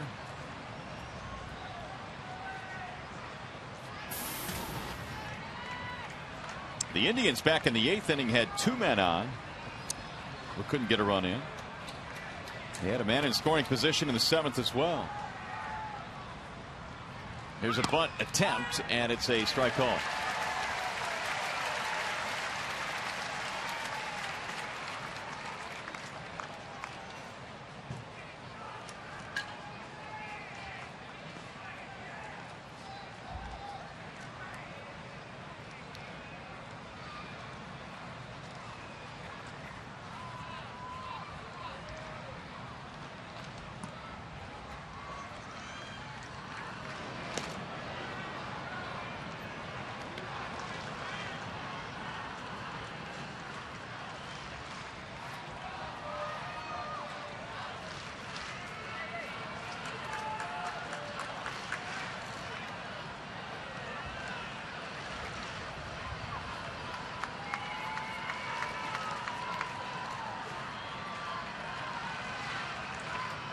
Runner goes, and it's fouled off. 0-2 on Donald. I don't know if that was a hit and run or a straight steal, but a gamble nonetheless by Manny Acton. Wow.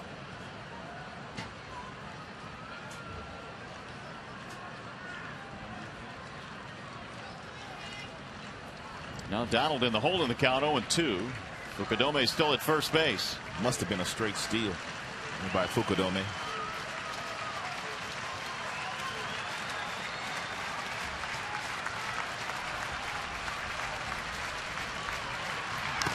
Fouled off again.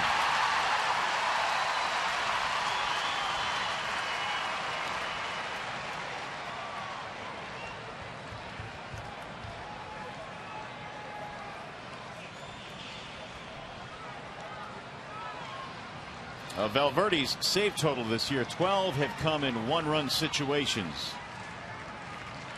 which is what he is facing here. 36 saves, leads the American League, 4 better than Mariano Rivera of the Yankees.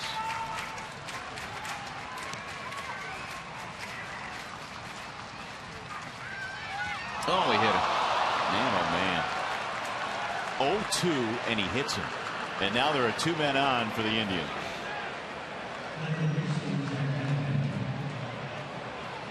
Kind of fits into what kind of day it's been.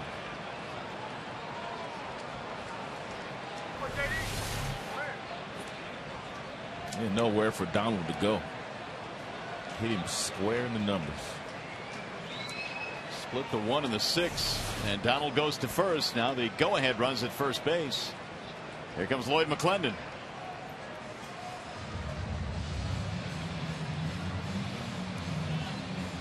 8-7, Tigers holding on to the lead here in the 9th inning, but the Indians have a walk and a hit batter to start this frame.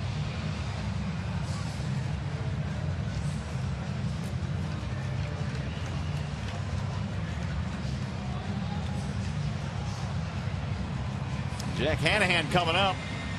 Brief little conversation has ended. Lloyd goes back to the bench. And Lloyd went out to give instructions as to what he wanted everybody to do if Hanahan is up there trying to get his 4th sacrifice bunt of the season. That would seem to be the call here, wouldn't it?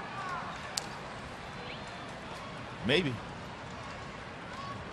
Go ahead run down there at first base. Tying run is at second base. And he is showing bunt. Lets it go by for ball 1.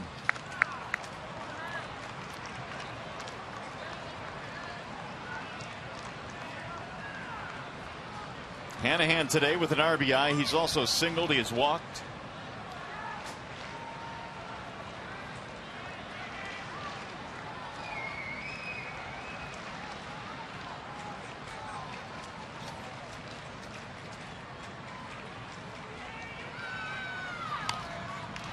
Pops up the bunt, and it'll go foul. 1 ball, 1 strike.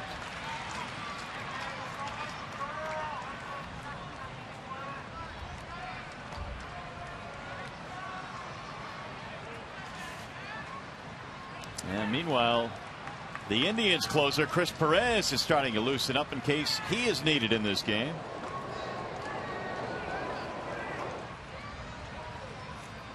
Valverde came into this one tied for second in the American League with 57 appearances.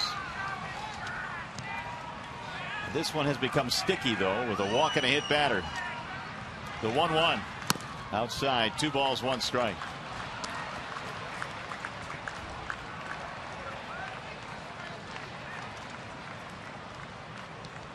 Cabrera putting a lot of pressure on Hanahan to make a perfect bunt down toward third base as aggressively as he's been charging from first base the last couple of pitches.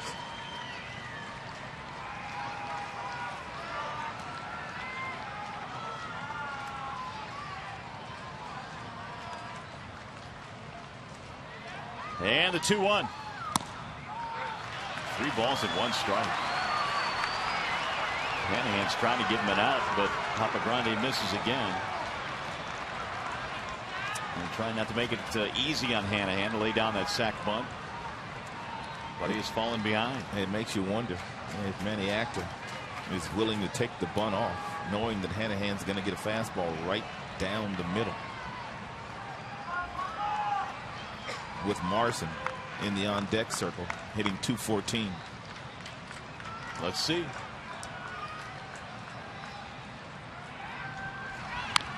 Bunted.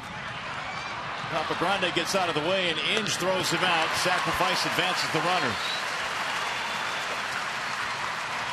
Valverde had to sidestep that ball. Who's it going to be, Valbuena or Laporta? Morrison's coming back. Laporta. Good bunt by Hanahan.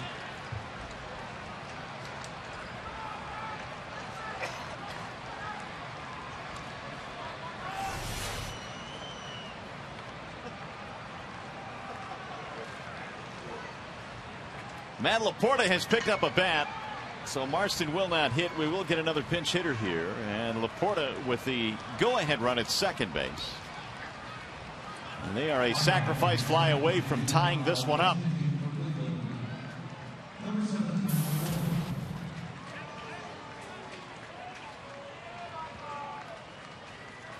Matt Laporta 0 for 5 this year as a pinch hitter.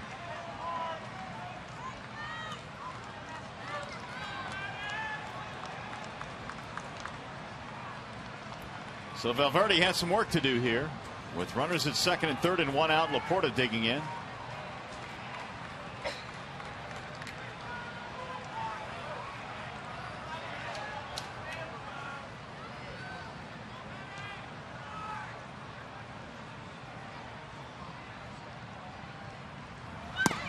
And it's a strike called 0-1. Only seen Valverde once has Laporta, and he's 0 for 1 against him. Laporta played in the first 2 games in the series, 1 for 3 in the opener and 1 for 4 last night.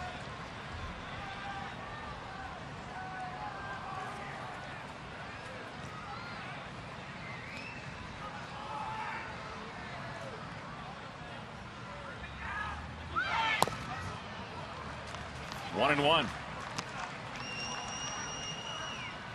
Tigers today raced out to a 7-0 lead, 7 in the third against Ubaldo Jimenez.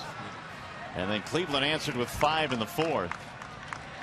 We're kind of back and forth since. Tigers holding on to a 1-run lead right now, 8-7.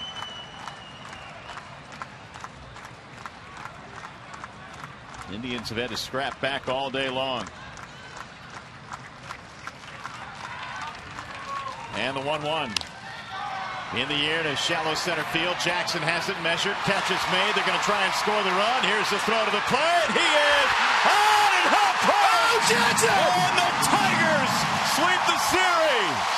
What a throw!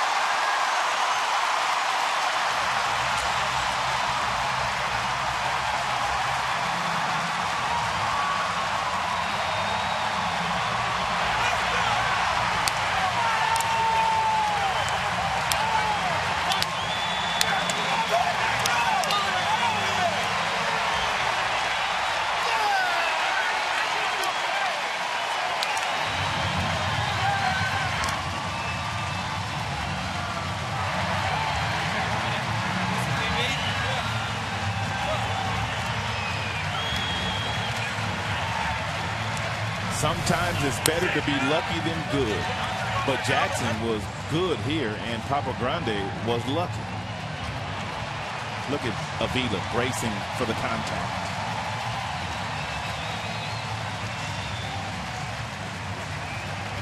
It is time for the Jimmy John's freaky fast delivery of the game, and it's Alex Avila with 2 hands on the ball, making sure that Fukudome couldn't jar it out of his glove.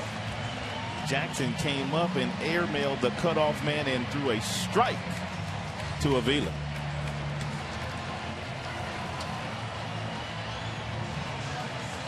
Let's go down to the field now. Ryan Field standing by with Austin Jackson. All right, guys, thanks, Austin. Well, let's get straight to it. Take us through the last play, and you just told me you didn't think you had him easily, but you got him in the end. Yeah, it's one of those situations where you just pretty much got to let it go. And, you know, it wasn't hit that hard, and I came charging in, made a good throw, and Alex made a good play on it. How are you preparing yourself as that ball is in the air coming towards you at that point? Just making sure I get behind it and really, you know, really just making sure I'm lining myself up to make a good throw and just let it all hang out. So safe to say that's everything you got on that throw right there? Yeah, pretty much. Talk about this game. You had a 7-0 lead. Sometimes games like this are harder to win when you get that big of a lead, are they not? It definitely is. You know, when you're playing a team like that, you know they're never going to go away. They got guys that can swing the bat real well. They get guys on there. They're able to drive the runs in. Finally, a sweep by your team over the team charging you in second place. Now a 4.5 game lead. Talk about what this weekend meant to your club here at this point. It just gives us a little momentum going to this road series. It's tough for us on the road. You know, teams play us tough. It's just tough to go into any team's home territory and get those wins. And, you know, we're just going to battle. Nice throw. Enjoy the win. Thanks for your time. All right, thank you. Austin Jackson and the Tigers now a perfect 61-0 when leading after the 8th inning this season. We will send it back to you. All right, Ryan, thank you. It's a big win for the Tigers. They hold on to win at 8-7. We'll be back with more from Comerica Park.